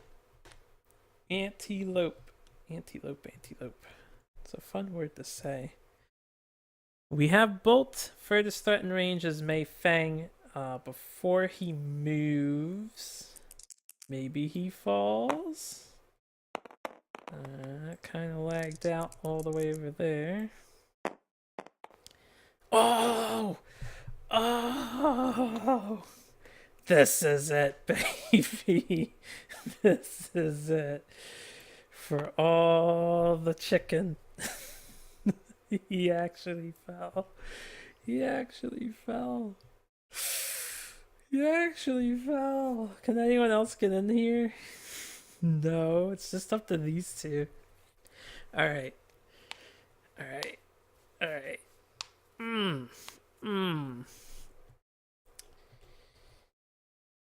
Wallachia. I am going to overcharge Wallachia. Take away this strength token.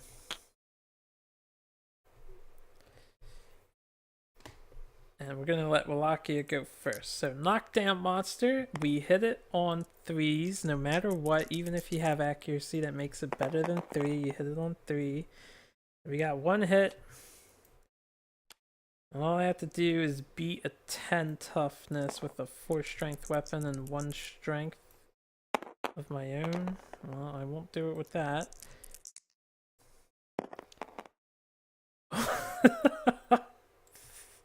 Critical!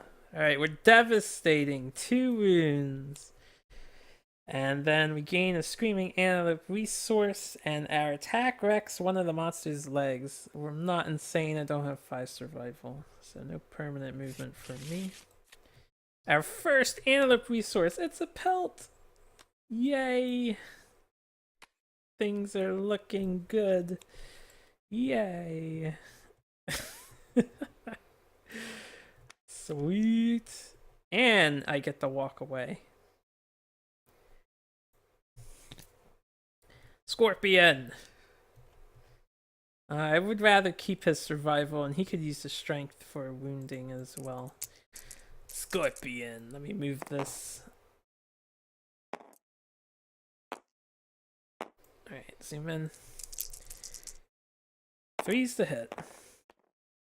What the fuck, Scorpion? What the actual fuck are you doing? Alright, that's fine. Roll the wound. Alright, 4, 5, 6, 7. I need more than 4. 6, 7, 8. I need. What do I need? It's 3, 4.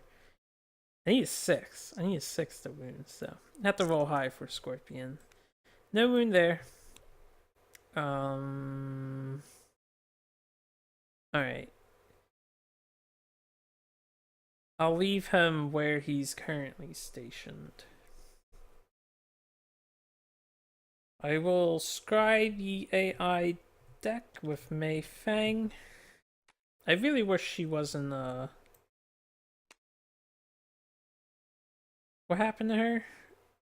Dislocated shoulder happened. She's out of commission. I mean, I could go and use my fist, but I don't want to. Back kick, blind spot, closest threat. Okay, that's happening. That's fine. How much HP you got left? You still have 6. I'll leave her in the back because I still want to control the AI card we get. But what I will do is move Eddie up. And we will scry the... What else can you do? Just curious. You can bandage. I could slam! I could have been slamming this fucker. If I come down here instead... Perfect distance! I should have had this planned out from the get-go. I don't normally use screaming armor. Usually I don't even build a stone circle. I feel like it's such a commitment. Okay, scry the AI deck for this turn. We're gonna fuck this thing up. God damn it, the trap's on top. We're not gonna fuck it up that badly.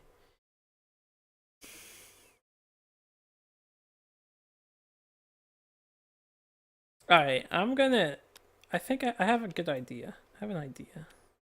No, that doesn't work. Scorpion can take 2 damage to the brain. It's whatever. We're gonna try... No, that would be stupid. Maybe I shouldn't slam into this thing if the trap is there. Okay, well, we're done. He gets up. He bucks. No one's in his blind spot. He back kicks the closest threat. If I was smart, I would have moved Scorpion 1 away to try and get him to trip again, but I didn't. Alright, 1 dice hits on a 6.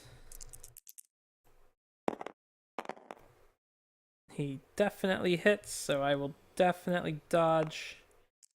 This might be my last survival. Yup, until I roll perfect hits. Back down to 0. Okay. And then... Nothing fancy happens here. Diabolical is an option. Evens odds. Odds. So I actually, unless he trips right here again, I just ruined my plan by playing in the Diabolical. So funnily enough, if you want to slam the Antelope, there's a chance that you're gonna just have him come to you and he'll ruin the slam and you're gonna shed a tear and whatever. Okay. We have to waste a turn doing stuff. What I will do is... I'm gonna punch him. That's what we're gonna do. We're gonna punch the Antelope. Is that what I want to do? Is that really what I want? What I really, really want? What I really, really want? I'm gonna punch the Antelope. Wow, I just got 2 hits. I thought it would be nigh impossible to get to 2 hits. But I just did it. The trap is free game now. Wow, I was going to scry and then attack and then pass the turn basically, but I'm glad I decided to attack. I don't even care if I cause a wound or not. That just worked out so perfectly. Alright, no wounds. I don't have that much crit yet. We'll step away just the 1. Step away just the 1. I have to hit with this though. So. Oh, baby. Beautiful. Alright, trap. No one does... No negative effects. No one's next to the thing. Turns away from the attacker. That was for whether or not it trips. It does not. 6, 7, 8. So he's all the way. Ah, damn, I lost it. I love pinging, so I can keep track of what square I need. This has been a pretty long. This has been our longest fight. But that's a level 2 for you, I guess. 1, 2. I can't scry the AI deck, so I don't know what's gonna happen next. 1. Eddie can take a hit. Okay. Antelope's turn. What are you doing, Antelope? Do you still have a chow down card, or did I mill them all? Ravenous. Closest in range, closest survivor in field of view. I believe green and yellow are. Alright, you're 1, 2, 3 to the left, 1, 2 to the right. So green is closer by 1. 1, 2, 3, 4, 5, 6, 7, 8. Literally right here. But before it moves there, I might have to put it back. We'll see if it trips on itself, which I really don't want it to when it's all the way down there. Okay, that was close. Diabolical, going towards gray. Didn't trip either, so he's hanging out with us again, and that's quite alright. Only have 1 survival left with him. Okay. This was shuffled, right? Just making sure. We will have Wallachia do some cape attacks. If you ever played Melty Blood. Cape attacks failed. And he is 6, right? Yeah. So no cape shenanigans. I guess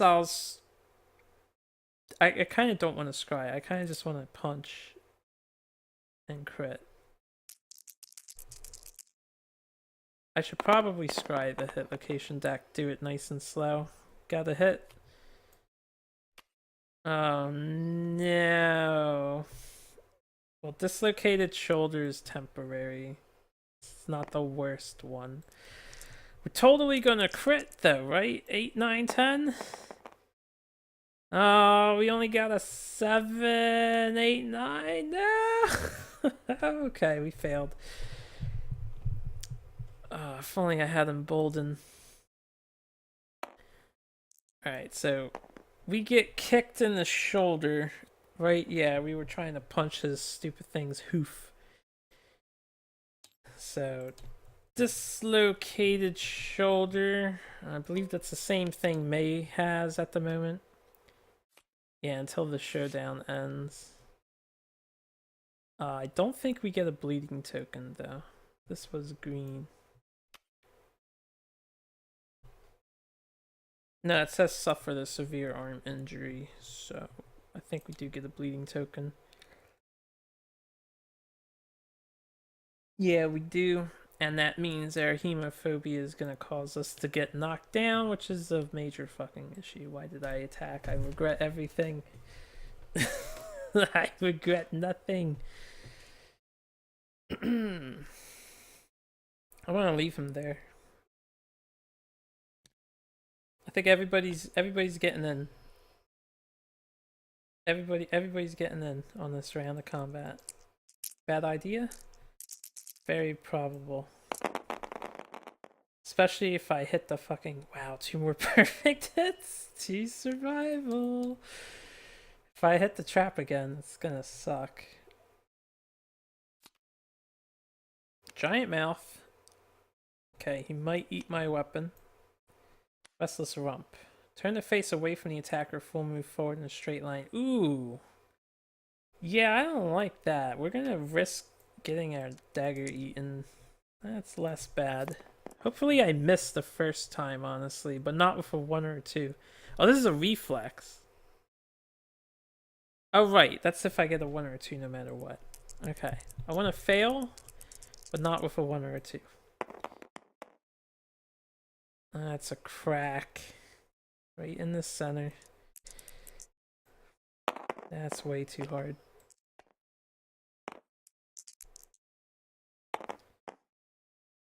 Oh, thank God. Well, wait. 7, 8, 9, 10, 11. Okay, so we didn't fail. He doesn't eat my weapon. We didn't fail. There's a chance he trips. Now I want to succeed. A crit, a crit, a crit. Come on, give me a crit. Alright, we fail. Antelope is going to turn away and full move forward. Will he fall first? With his crushed knee? No, he won't. Alright. 1, 2, 3, 4, 5, 6, 7, 8. Note to self: don't fucking line up on the antelope. I'm getting impatient just because the fight's dragging a bit. Trample for Eddie. 2 damage to the head. Definitely can't avoid taking it, but I can survive if I roll poorly here. Severe head injury for Eddie. Ooh! The 10! If you have 3+ courage, bully spit out the tooth, gain 2 insanity. Otherwise, the blow sends you sprawling and you're knocked down. That's hilarious. He just got a broken tooth from being completely trampled. You only have 1 courage, so he's knocked down. That's fine, whatever. Good job, Eddie. Pat, pat on the back. Pat on the back. Mei Feng. 2 damage to the body. Why? Why is it always the locations that are already wounded? Now what's gonna happen to her? My axe user is getting completely fucking gimped. Alright, that's fine. I think that's disemboweled. Body 6. Alright, that's disemboweled. Gain a bleeding token, skip the next hunt.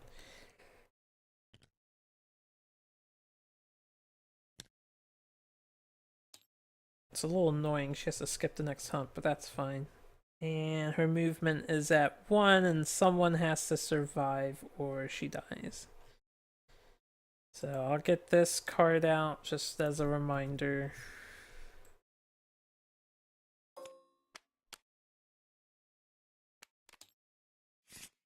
Movement is at 1. And she's okay. She is okay. We are all okay. Thanks a lot, Scorpion. And they went already. Alright, I'll just leave them untapped. We're done. Oh, this could be really bad. Back kick. In blind spot. In range. Nobody. Closest threat in range. 1, 2, 3, 4, 5, 6, 7, 8. Ah, we're out of range. We're out of range. Yes. No target. Graze. He's just gonna graze. Let's see if he trips. Doesn't trip, so he's over here. And then Diabolical, he chooses this row. If he doesn't trip here, I think Mei is gonna get trampled again. 1, 2, 3, 4, 5, 6, 7. Alright, yeah, Mei's getting trampled again. Nothing I can do about that. 1, 2, 3, 4. Okay, this is super dumb. Alright, so first, Mei gets trampled. And then she hits a stone column and breaks it because they're destructible. She got blown back since it landed on her, didn't pass over her. I knew my stone column placement would come back to haunt me. Why? Why is it always the body? We've rolled the body severe hit location like for every attempt. A 5 again? What is a 5? She has a destroyed back. It can be recorded once. Doesn't she already have a destroyed back? No, she had a broken rib. Who's got... He does. Oh man, that's annoying. I am going... Let me read this terrain card real quick.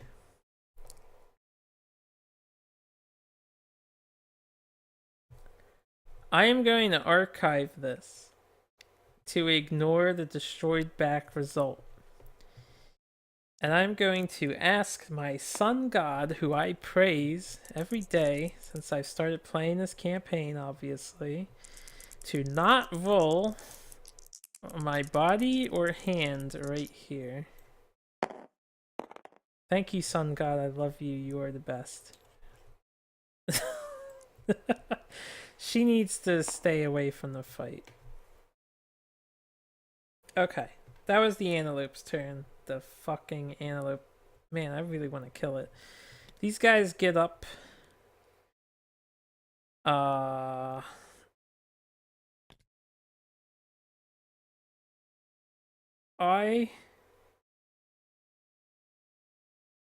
After what he did, the only other card I can think of is the one where it charges towards your dude instead of away, because he got the away one.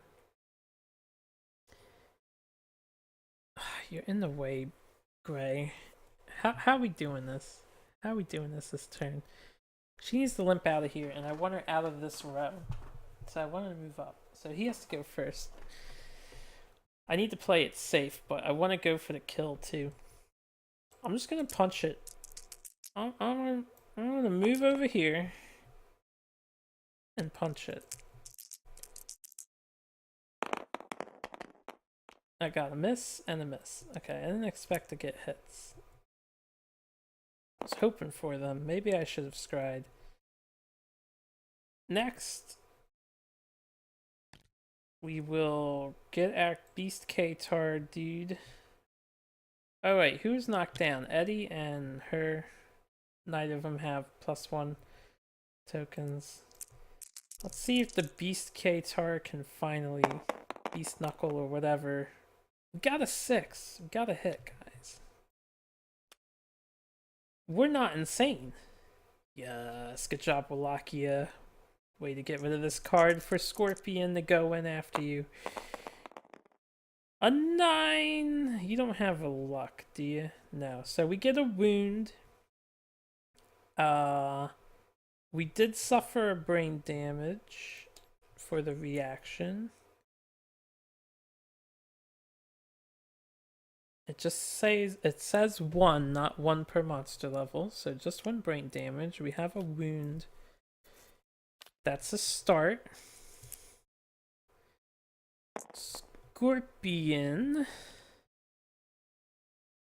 still has a strength token. I think I'd rather, well, if I get devastating and I get good rolls, I have survival back.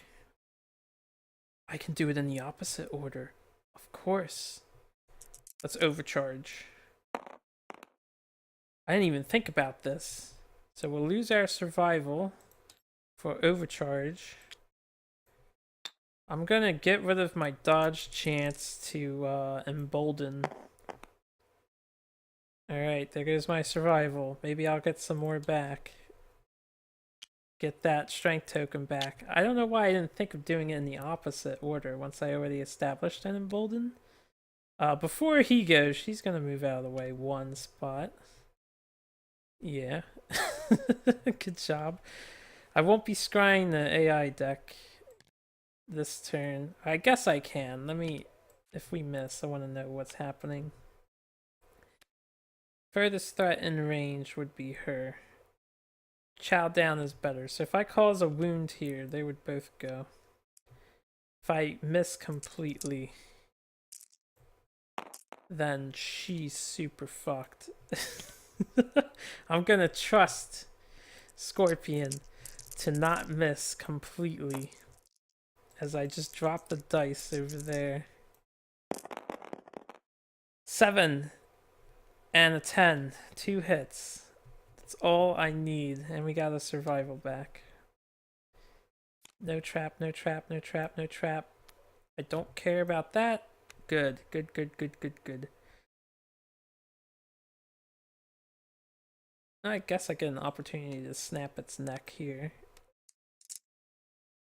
So let's hit the furry throat. Not a wound. I will discard this location and hit the furry throat again. Come on! Yes! 7. Alright, so that's 8, 9, 10, 11. Good. That's 2 wounds, because we're devastating 1 at the moment, thanks to overcharge. 2 more, well, 3 more wounds to go. 2 more cards. This one is not a bad card to draw either. Okay, that was everybody. Antelope's turn. He gets Ravenous. So, three-way tie, closest survivor with consumable gear. We all have monster grease.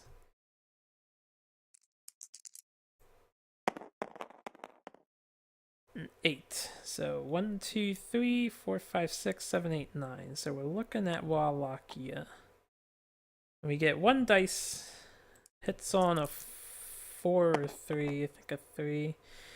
Definitely doesn't hit on a 2 though. Is this the luck that I needed to pull through at the end? Oh, at the start of his turn, he was facing here, so no one got bucked. Well, he was facing Scorpion. No one got bucked. Diabolical doesn't matter who he picks. I guess it determines his facing. So I will choose who he's diabolicaling towards. 9. That'll be Wallachia again. Alright. I'm gonna punch this guy right in his bushy butt. Gonna punch him right in the bushy butt. I really shouldn't use Eddie Gordo, but 7 hits because we're in the blind spot. That's gonna fly off the board. 1, don't wound. So not a big deal. Nothing fancy here. 1, 2, 3, 4.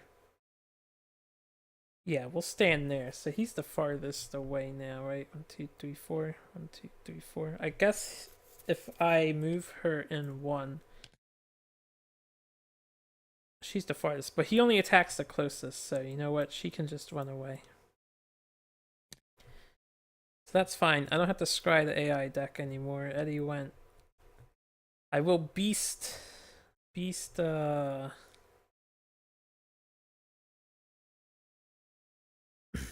Knuckle.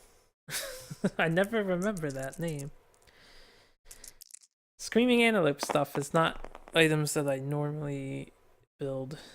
You're so bad at hitting 6s, man. 6s. Alright, Scorpion. Scorpion's got 1 survival. I could overcharge. I'm gonna overcharge. It makes it harder to wound, but I'm gonna try it out. I lost my survival. We're overcharged. Got devastating 1 again. Okay, 2 of those are cracks. We do have 1 hit. That's a promising start. 2 hits, 3 hits. Oh, baby. Is this it? Got the shank, which is good. The flank, which is good. The spasm, which if I start failing shit, I can just get rid of. So probably good enough. I only need 2 wounds here. Alright, this one, he'll kick in his blind spot. So we'll do the shank first.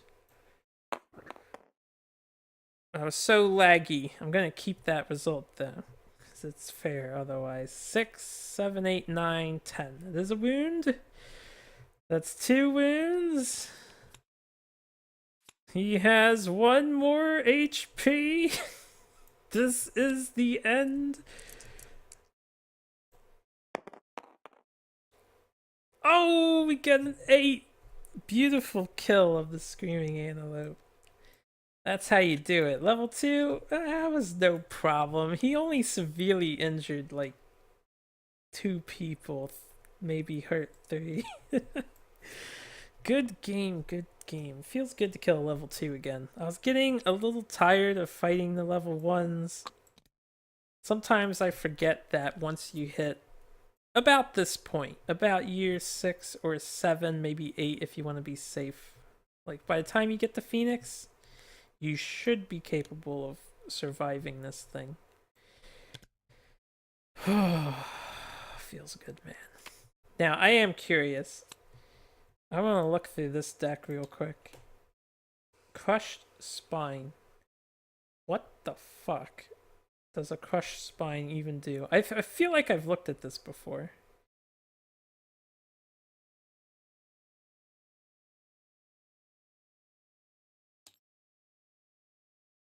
Okay. It stops Rundown, which he only has one copy of. Fair enough. I was really hoping that I would have gotten the card. Where did I put the... Oh, they're here. I flipped them.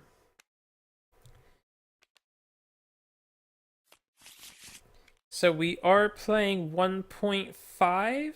We do get all the Schwank benefits for killing a level 2 Screaming Antelope. No one has 20 Insanity. 6 basic resources. 7 Screaming Antelope resources. We do not have Pottery, so we'll probably fight this again in the future. 1, 2, 3. Resource me, bitches. Or you get 1 Insanity. 2 Insanity. Man, I only got 2 pelts. I literally need like 1 more pelt.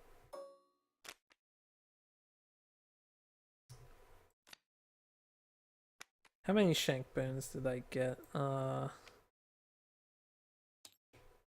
did get 2 shank bones. That's 7. Okay, so that is correct. Next time I group them up, I will move the cursor.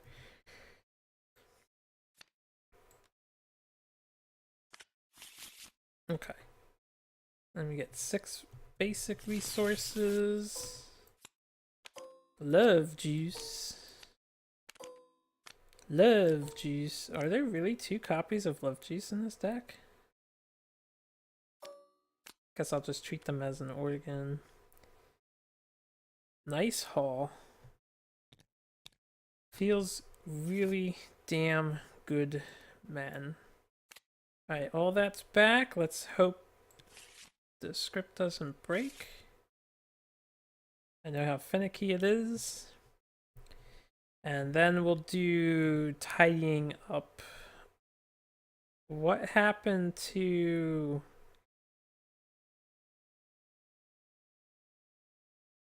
She had something that got eaten, didn't she? I forget what it was entirely.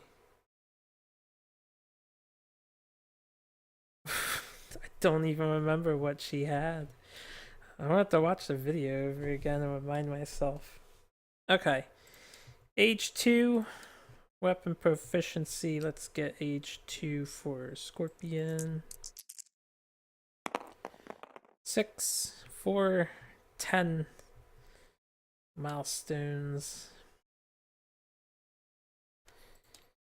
Alright, age 2, improved reflexes. We get 1 permanent strength.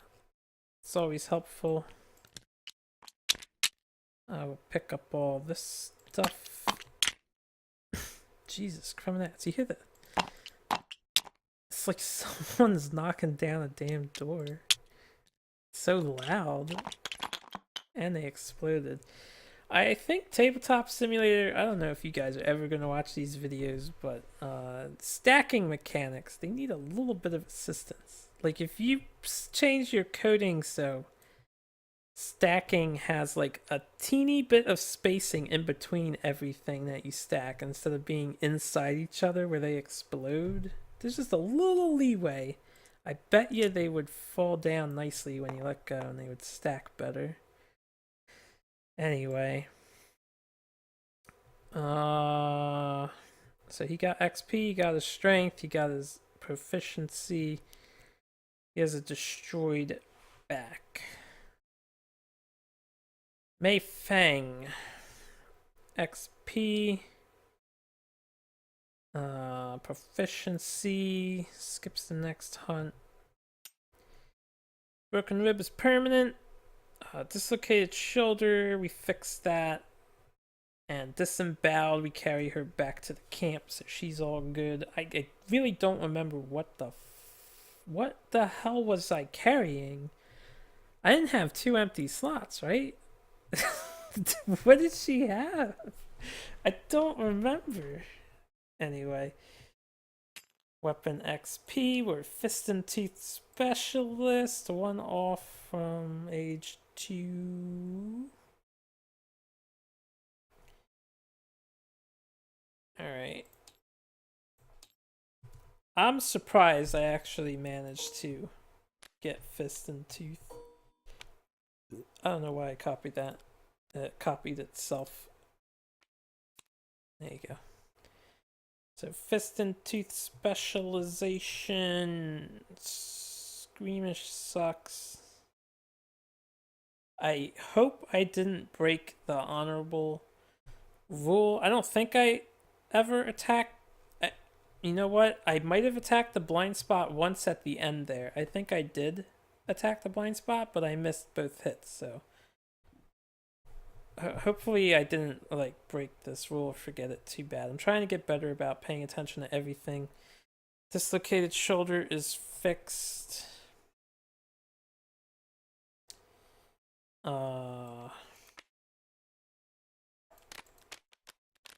organize all this stuff. Who else got shit? No one. I gave you your things already. All I have to do is Wallachia. 100 XP. Okay. I'll undo those things later. We get 4 endeavors. Okay.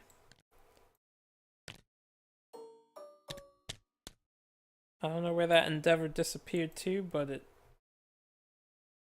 Well, usually when stuff falls through the table, they respawn in the center. I do not know. I will not worry about it. We have a settlement event to do.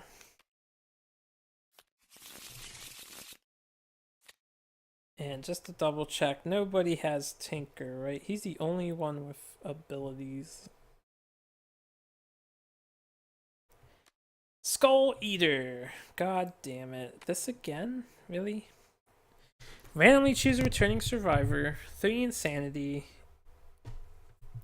Okay. Skull Eater sucks, but this is a survival of the fittest campaign. What are you gonna do? 9.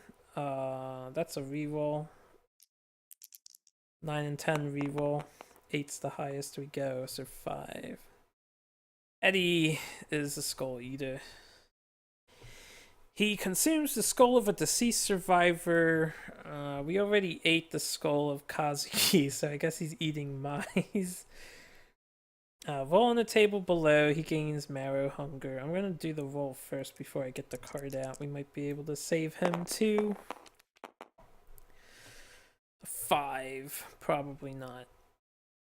Alright, 3 to 7. Skull Eater's activities go unnoticed. They gain 1 permanent strength, 1 courage.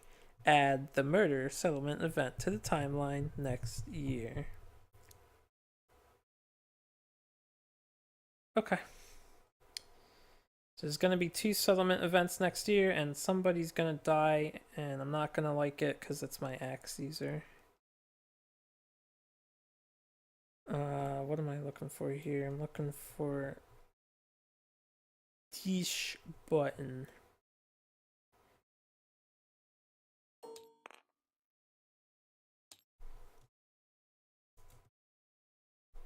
Okay, so murder happens next year. Year 7 it happens.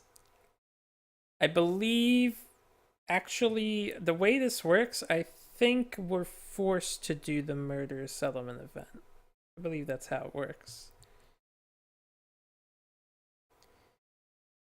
So I'm going to need marrow.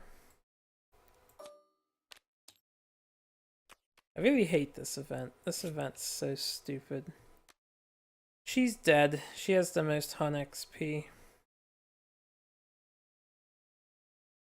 He has 6. She has 7. Alright. So I'm gonna lose my Axe Master because Skull Eater is a cool event. That really does make me angry. There's nothing I can do about it.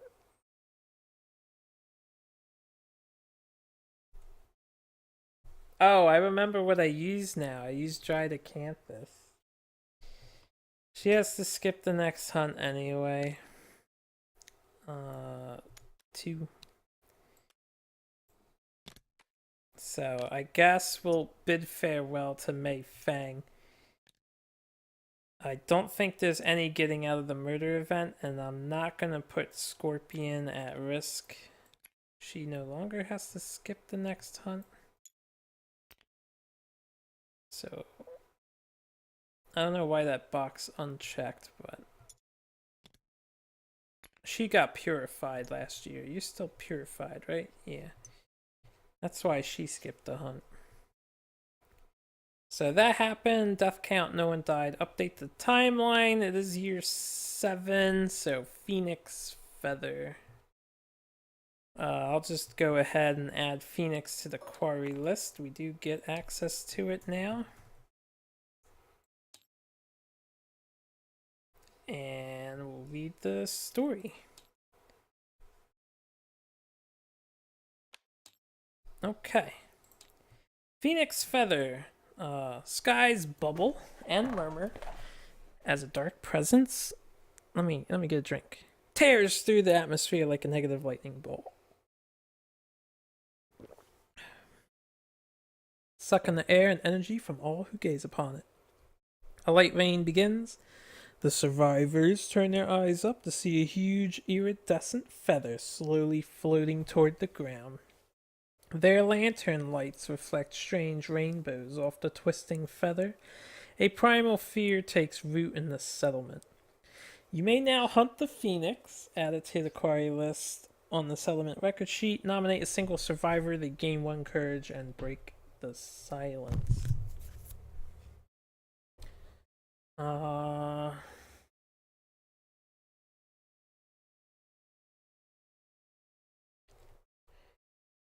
Well, if he's gonna be a murderer and become kinda awesome as a result, I really hope I can at least master Fist and Tooth.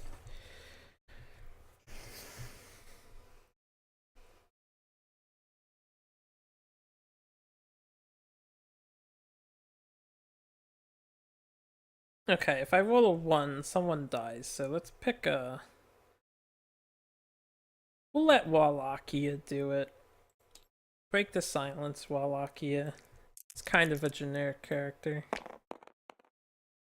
I got a 5. It's about average. So 5.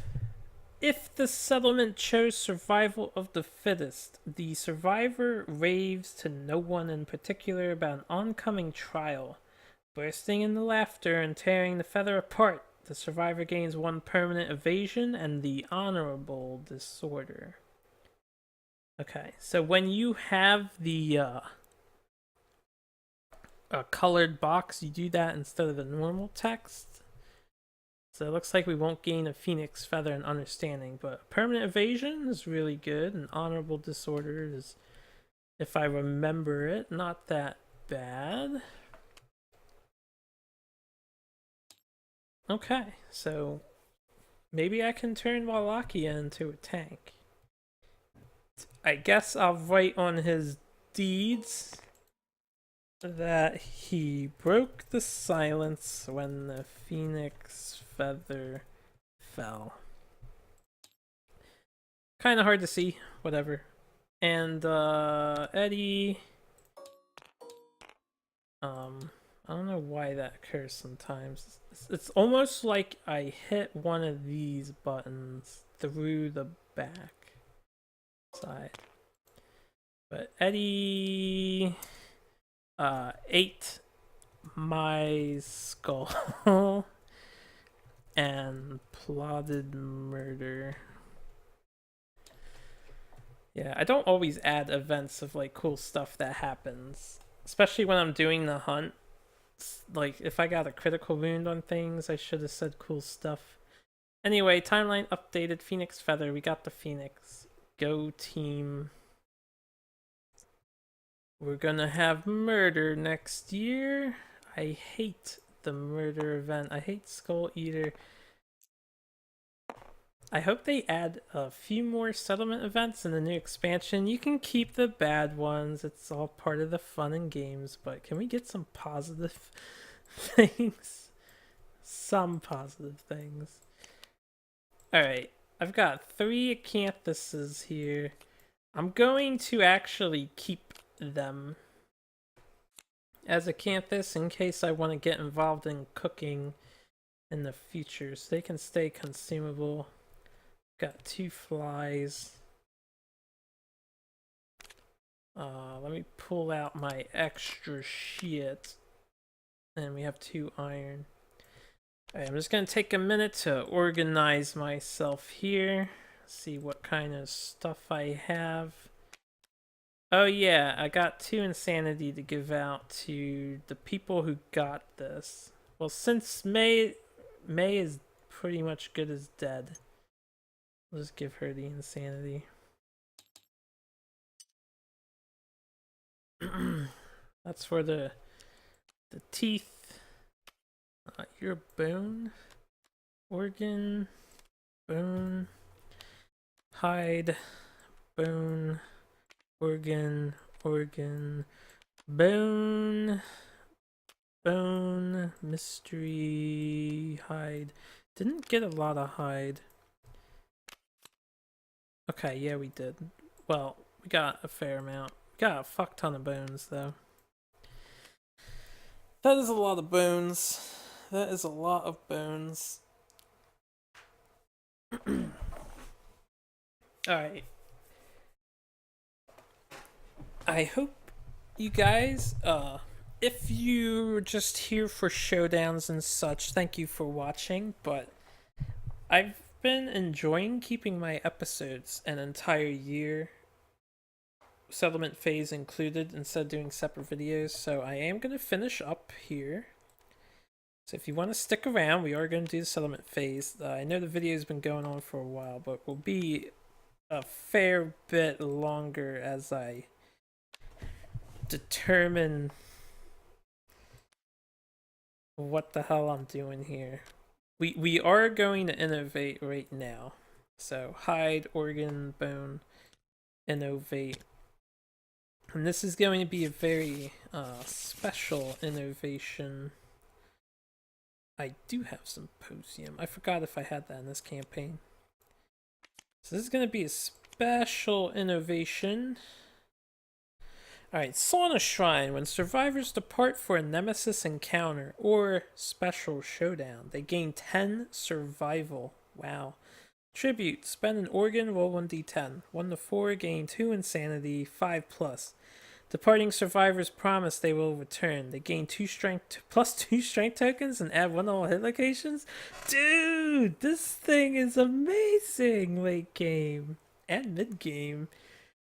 Wow, it's like a shrine on crack. Except it's a little harder to get the benefit. Sauna Shrine. Right, we don't get Inner Lantern in this game, so this replaces Shrine. Dude. Alright, I'm getting paint though. I want dash. I think dash is super important, so we're getting paint. there's no competition. We're gonna get paint. This way we can dash. We will add paint consequences. Paint has 3? There's paint on this chart.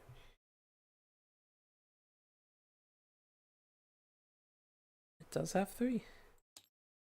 Okay, so paint consequences will be added. Dash will be unlocked for everybody. I'll just mark it for these 4 right now so I recall. Well, these 3. I'll do everybody else later when I'm making them older off screen. So the reason why this is special, 1, 2, 3, 4, 5, 6, 7, 8. That's our 8th innovation in the Sun campaign. If you notice, there's no Hooded Knight. There's Edged Tonometry instead. In my old game, I did this because I didn't really understand. This is listed on the regular timeline, but it has the Sunstalker symbol to let you know it's only for Sun Festival. Not Sun Festival, People of the Sun campaign. So I did accidentally do this before. I kind of forget what it's about, but we're going to do it right now. Edge Tonometry.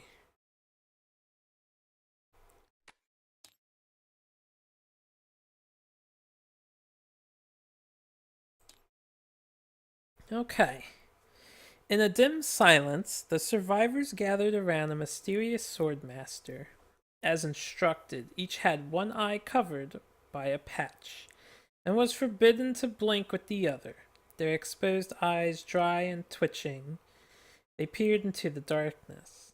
All at once, the lanterns relight, and with the flick of the master's wrist, it is over. Now it is all up to their ciliary muscles. Add 3 eye patch rare gear to the settlement storage, roll 1d10. So we got the eye patches. I forgot all about the eye patches. They should be somewhere. There it is. So we got 3 eye patches. I will leave a copy in the master rare gear box. And for those who forget, while you wear this, you are blind in one eye, -1 accuracy, but if you're already blind, you get 2 strength for being a badass instead. Situationally handy. It also has a unique affinity combo and placement. But anyway, we will roll 1 dice for ciliary muscles. Let's determine our fate. Well, looks like a 9 to me. 6, 7, 8, 9, 10. I will read the original and then I'll read this blue text. It's kind of hard to see, but the blue text covers 2, not 3, 4, not 5. Oh, it covers 6, not 7, 8, 9, 10. Let me make this larger. Yeah, it only covers 2, 4, and 6. Alright, so we got 9. Nominate a survivors, false plural. The ciliary muscles of their exposed eye contract mightily, momentarily changing the shape of their eyeball and bending the lens past its natural point. While in this unique state, they see light itself being cut as fluid runs down their face from a hairline slice across their eye. They understand. Set their weapon type to katana and their weapon proficiency level to 1. Okay, I do this for one person, I presume. If I did get a 2, 4, or 6, I'm just curious now. If any of the survivors in the settlement are a sun eater, which we do have too, their exposed eye absorbs the message within the cut light. Each sun eater may set their weapon type to katana and their weapon proficiency level to 1. So multiple people will get it. Okay, so I have to nominate someone. We've got a katana user in our midst. I don't have a katana yet. I don't even know how you get a katana. I do not know how to get a katana. I just know that they are a sun campaign thing. Who has awesome buffs? Soul Bad Guy. He's generic kid. He can get whatever proficiency he wants, so I won't pick him. Jury. I don't think I chose her proficiency yet. She does have +1 to accuracy.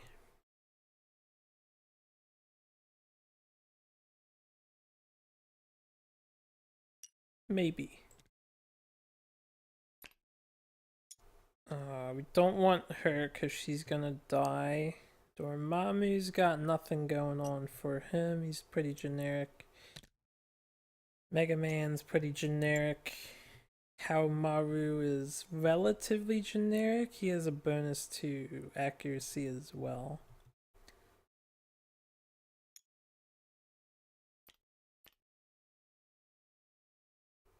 Okay, so how Maru would make sense using a katana? Because doesn't he fight with a katana, or he just uses a short sword or something?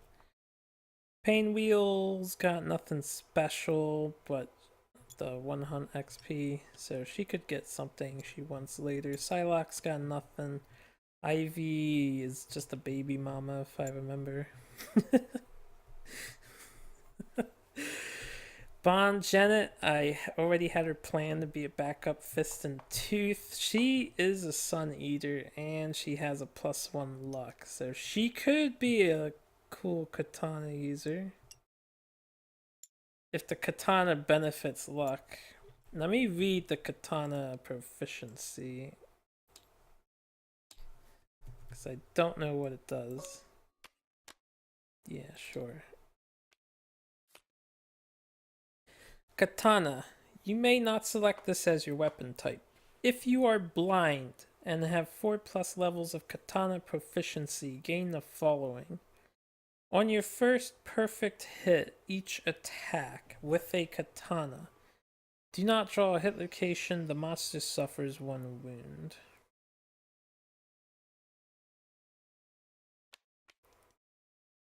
It just fell through the table. If you're a master, you leave the settlement forever, heeding the call of the storm to hone their art. Before the master leaves, you may nominate a survivor, set their weapon type to katana, and their proficiency level to 1. So it's kind of like the Twilight Sword in a sense, except you pass it down. But you have to be blind and have 4+ levels of katana. Is there like a way to purposely make yourself blind? Is that a thing we do?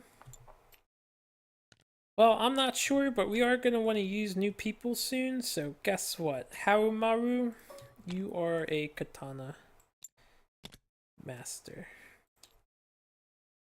Or a katana proficient. And he gets 1 experience for free. Alright, good job. Good job. Oh, right, his partner is his daughter. That's so funny to me. Okay, so I don't know how to make a katana. Like, is a katana like a level 3 investment? There's a prism mace, crown, vestment, bow. If I didn't get a bladder.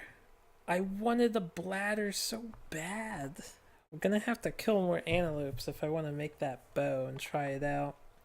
I don't even know what the bow's stats and stuff are. Okay, one thing at a time. So we have a katana guy. I don't really like. I'm curious. I didn't mean to reset. Skyreef Sanctuary.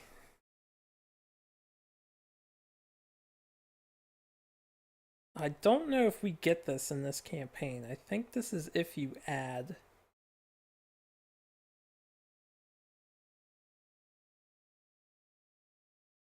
I think this is only if you add the Sunstalker as a quarry instead of in the campaign, because we haven't unlocked it yet. What other events are coming up? Birth of Color? Maybe this has to happen before I get katanas? I don't know how to get katanas. I don't even know. I'm really curious if it's a rare gear. I just want to see the keyword, really. Which I don't. It should be at the top if it's a sun thing. I have no idea. Okay, well, I won't worry about it. If it's in there, it's in there. If it's not, whatever. We've got things to think about.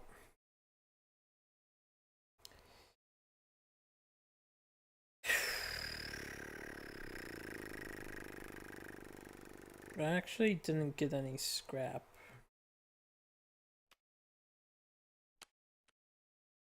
I have 2 iron. I have a whole bunch of stuff. Alright. The first thing that I want to do, work towards a full set of screaming armor, just because I kind of want it. So we have the coat, we have the bracers.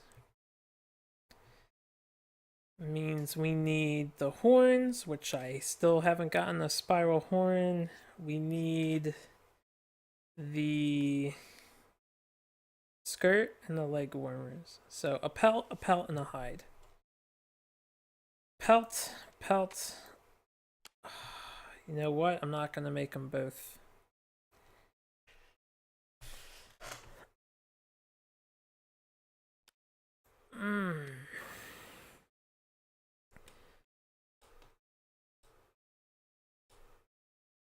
The reason why I'm not gonna make them both is because we still need a leather worker. And making a leather worker would be smart.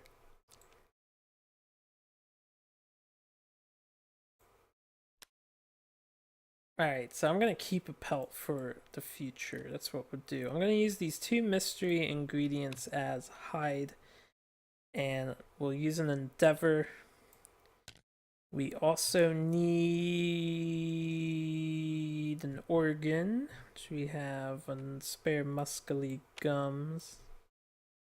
So endeavor, 3 hide, organ. We now have the leather worker.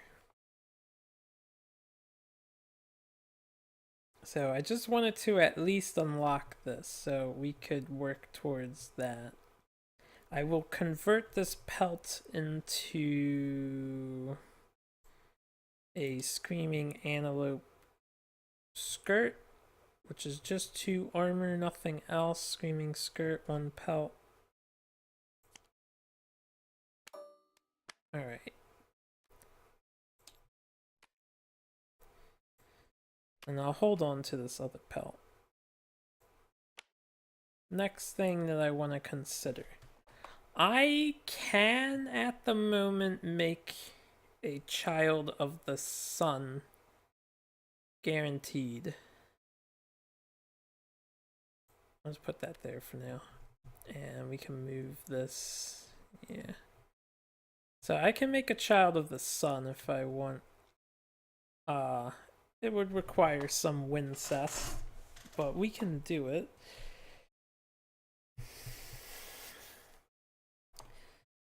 I was thinking about making a child of the sun. I don't know how a child of the sun works,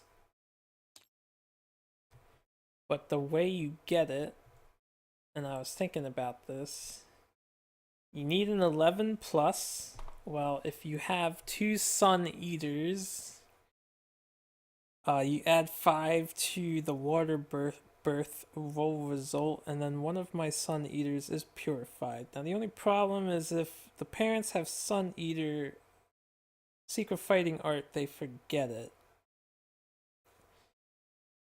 In the veil of darkness, sun lowers, kisses the child.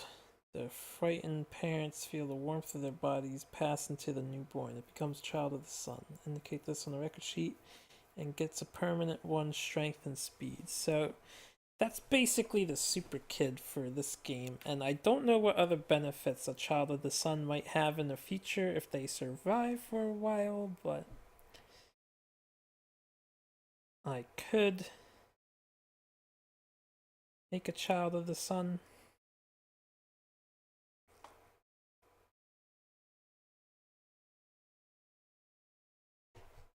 I think I don't really want child of the sun though. What else can I do? I need 5 bones and 5 organ. Well, I have scrap smelting. I don't have to do that. What I do need is 6 bone and 3 scrap if I want a blacksmith. Even though I can't use the armor at a blacksmith, I can still use the weapons. I think some of them. There might be some. I don't know if the blacksmith's even worth making. It might not be. I am curious. I'm not gonna look right now though. So we have all the tier 2 buildings. We will, if I fight the Phoenix, which I do want to, we'll get the Plumery next. I could just save up a bunch of shit for the plumery. I could technically get a second beast knuckle. I could make bone earrings, but that requires a very specific build to capitalize on. Weapon crafter?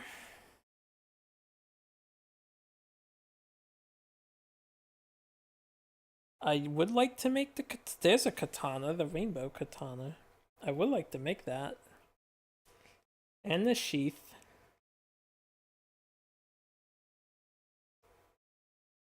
So I'm going to need supplies.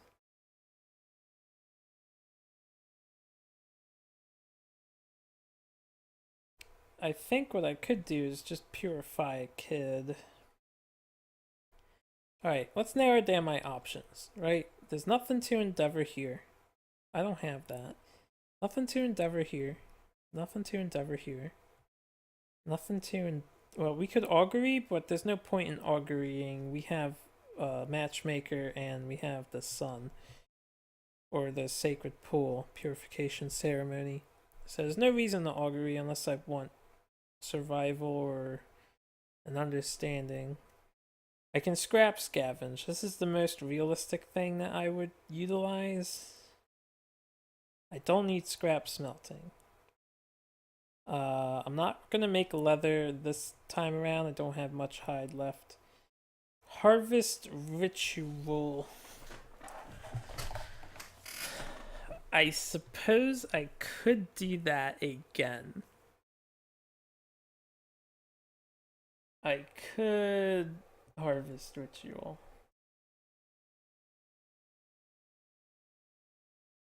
And maybe get leather.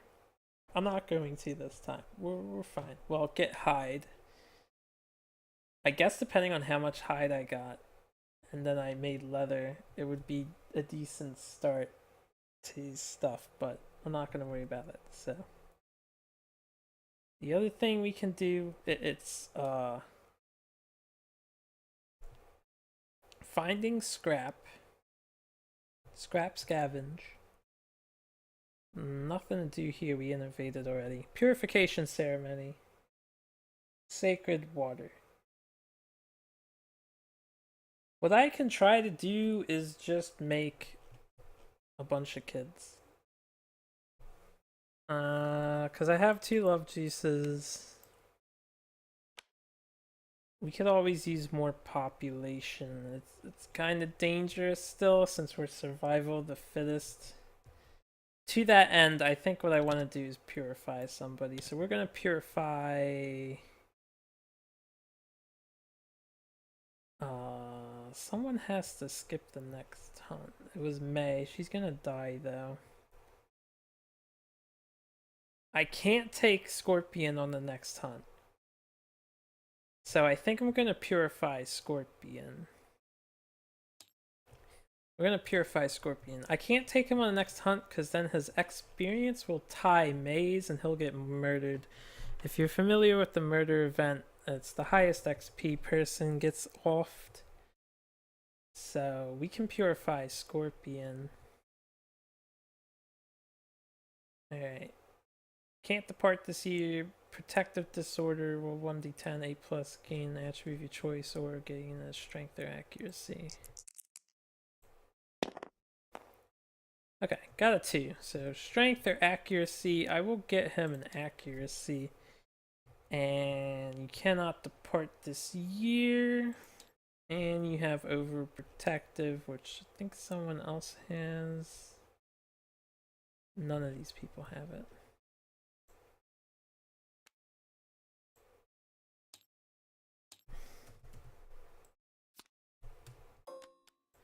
Okay. So he's overprotective now. He's got a destroyed back. Ugh. Forgot about that. I think you can cure that, but I need a bed in order to cure it. I do have Hovel, right?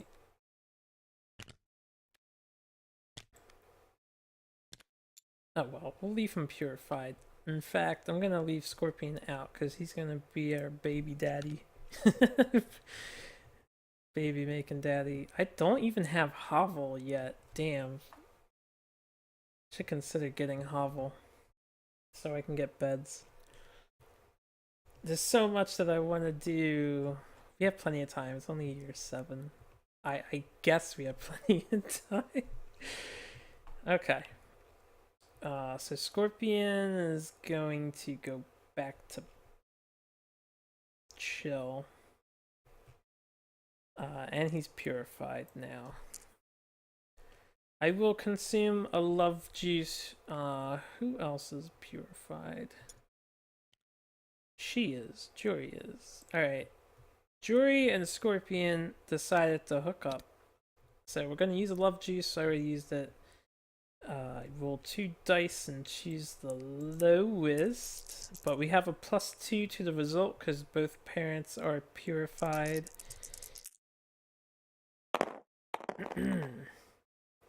4, so 5, 6. 6. Newborn brought kicking and screaming into the world. Survivor's eyes are free from the ink that stained the founder's faces. Alright. Yay! Oh right, I semi-updated this thing, so it's a little easier on me, which is pretty cool. I have to update it again in the future as I gain increased survival limits, but you can see that it starts with it shouldn't start with a speed. Let me... How do I... How do I,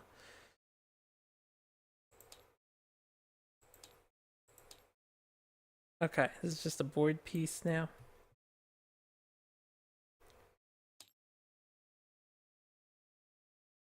Strength evasion. Every kid gets that for survival of the fittest. Every kid gets all 4 of these now. We have 5 survival limit.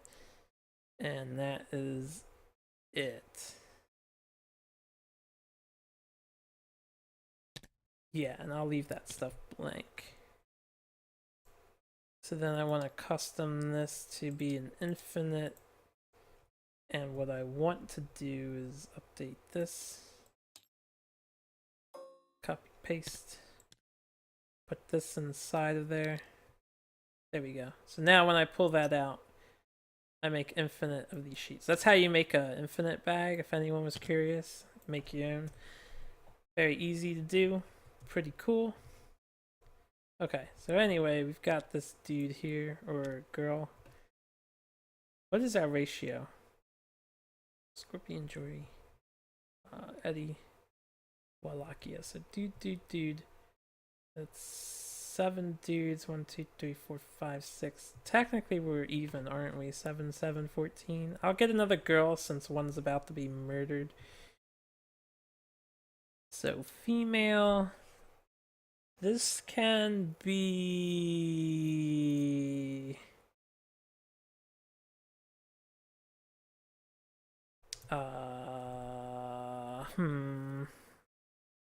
Let me think about this one for a moment.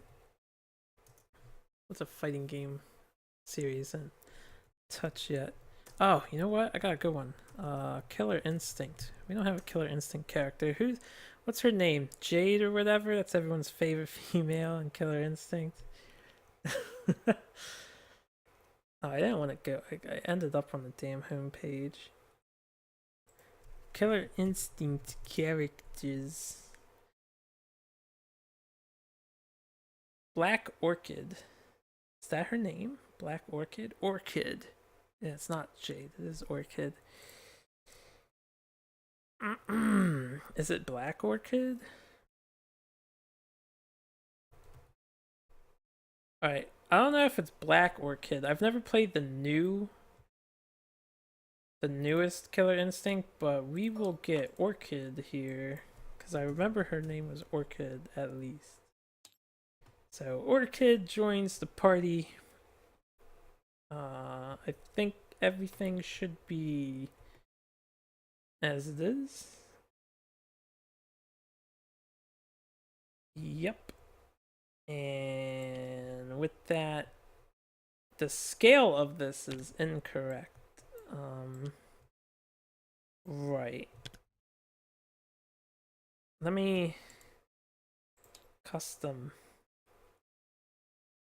No, model board import. Alright, that should delete the thing that was in there.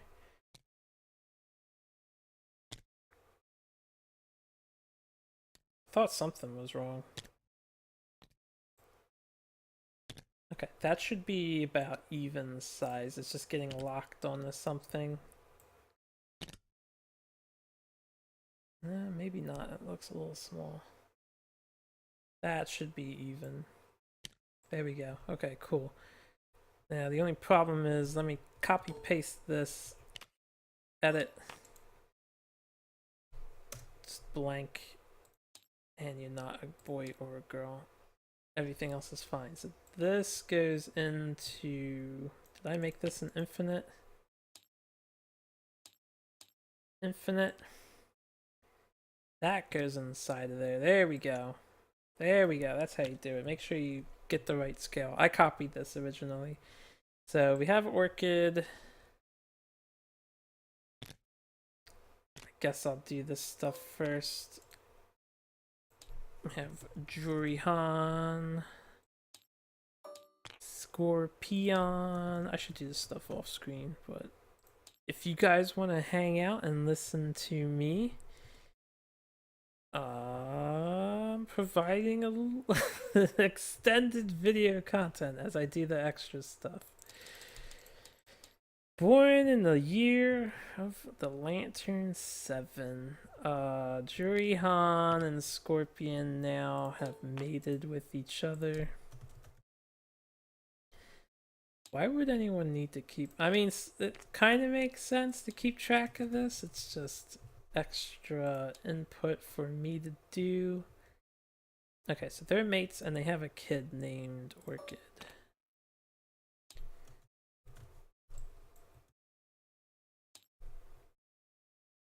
It's actually quite nice that this stuff exists. It really is.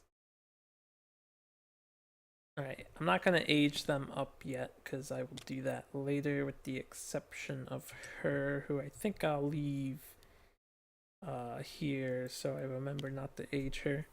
Okay, that was one. We're going to do it again. Love G's intimacy. We got a 1. 1 plus 2 is a 3. You know what that means. That means they would die. Her roll was used. His roll was used. Okay, we're in the settlement. Like I said, I've looked this up before. So even though these are the only 2 involved in intimacy, anyone in the settlement can use their roll. There's nothing special about Orchid yet. So hey, you have a sibling on the way. Was it survival of the fittest roll used? What was the other roll? It's a fucking 9. Can I roll high? That would be fucking amazing. Oh my god! Double 9s! That means we got an 11, guys! Our lowest was an 11. We just naturally kind of bore a solar kid. Oh man, this kid needs to thank his sister. Or, yeah, it'll probably be a guy. Caretakers present the child to the sun. All goes dark as a solar eclipse occurs. So we raise this kid to the sky and we're like, bless our child, sun god. And he actually comes down from the sky and kisses the baby. What the fuck is this thing supposed to be? It's so weird. Look at it. It's so weird looking. Honestly, looking at scale, like, say this is a 2-scale illustration, he's big, like a giant, but he's not retardedly huge. It's reasonable size, I suppose. Like, one person's about the size of its eye. I don't know. Anyway, in the veiled darkness, the sun lowers, kisses the child. Frightened parents feel the warmth of their bodies pass into the newborn. It becomes a child of the sun. Indicate this on the record sheet. Gains +1 permanent strength and speed. If either parent has Sun Eater secret fighting art, they forget it. Neither of them do. Okay, we need a real special character for this. I'll make it a boy. He's all set up. He is a child of the sun. I didn't actually think I was ever going to roll that. And then we're gonna need her here because she has a brother. So who do we want? We need a good fighting game character for this. I really can't think of anyone that's like prestigiously on a higher scale. You know what? I did Marvel vs. Capcom before, but this is our first child of the sun. I'm gonna make it a girl again instead. And I apologize for being cheesy, but Amaterasu comes to mind. MVC3. Goddess of the Sun, I think. So we got Amaterasu on the team and Orchid. Alright. What is it? Jurihan.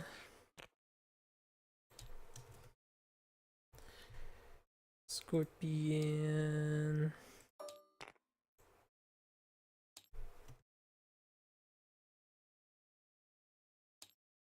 Now, when you have brothers and sisters, right?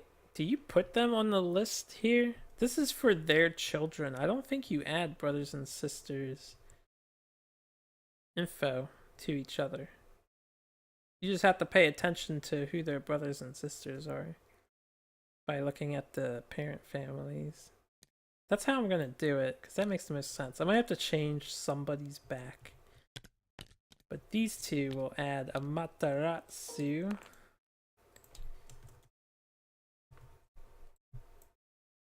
Actually got a child of the sun. Crazy things do happen in this game all the fucking time. Wow, I didn't think childbirth was gonna go so well. I believe we're at 16 because I had 14 before, right? It's 1, 2, 3, 4, 5, 6, 7, 8, 9, 10, 11, 12, 13, 14, 15, 16. Yeah, we're at 16. 2 childbirths is pretty good. Pretty good.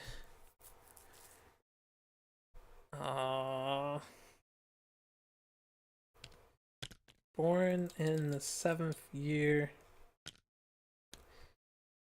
Wow, I can't believe I just rolled double 9. See, I swear, there's like a deity playing with me, and he just, you know, sometimes out of whim, I talk I talk out loud. I feel like I ask like I'm talking to it, him or her or whatever, and you know, sometimes it responds. I'm just superstitious. I don't know. Believe in what you want, guys. Don't listen to a crazy video gamer who stays up way too late in the morning recording Kingdom Death monster videos. Anyway, I have a fuck ton of bones. What I'm going to do, I'm going to... he has to skip a hunt, right? Yeah. I'm gonna off-screen figure out what all I'm setting up, who's coming on the next party, if we do another level 2 Antelope, or if we do the Phoenix. I'll figure all that stuff out. This stuff, if I want to spend any of it, I'll bring it down. Just like I did with the Lucky Charm before. For the time being, I'm gonna storage all of that. And that.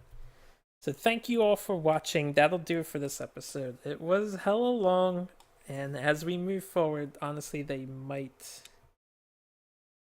be getting longer and longer. Got to give her rock. Okay. Anyway, I'm out of here. I hope you all enjoyed, and hey, praise your sun gods. See you later.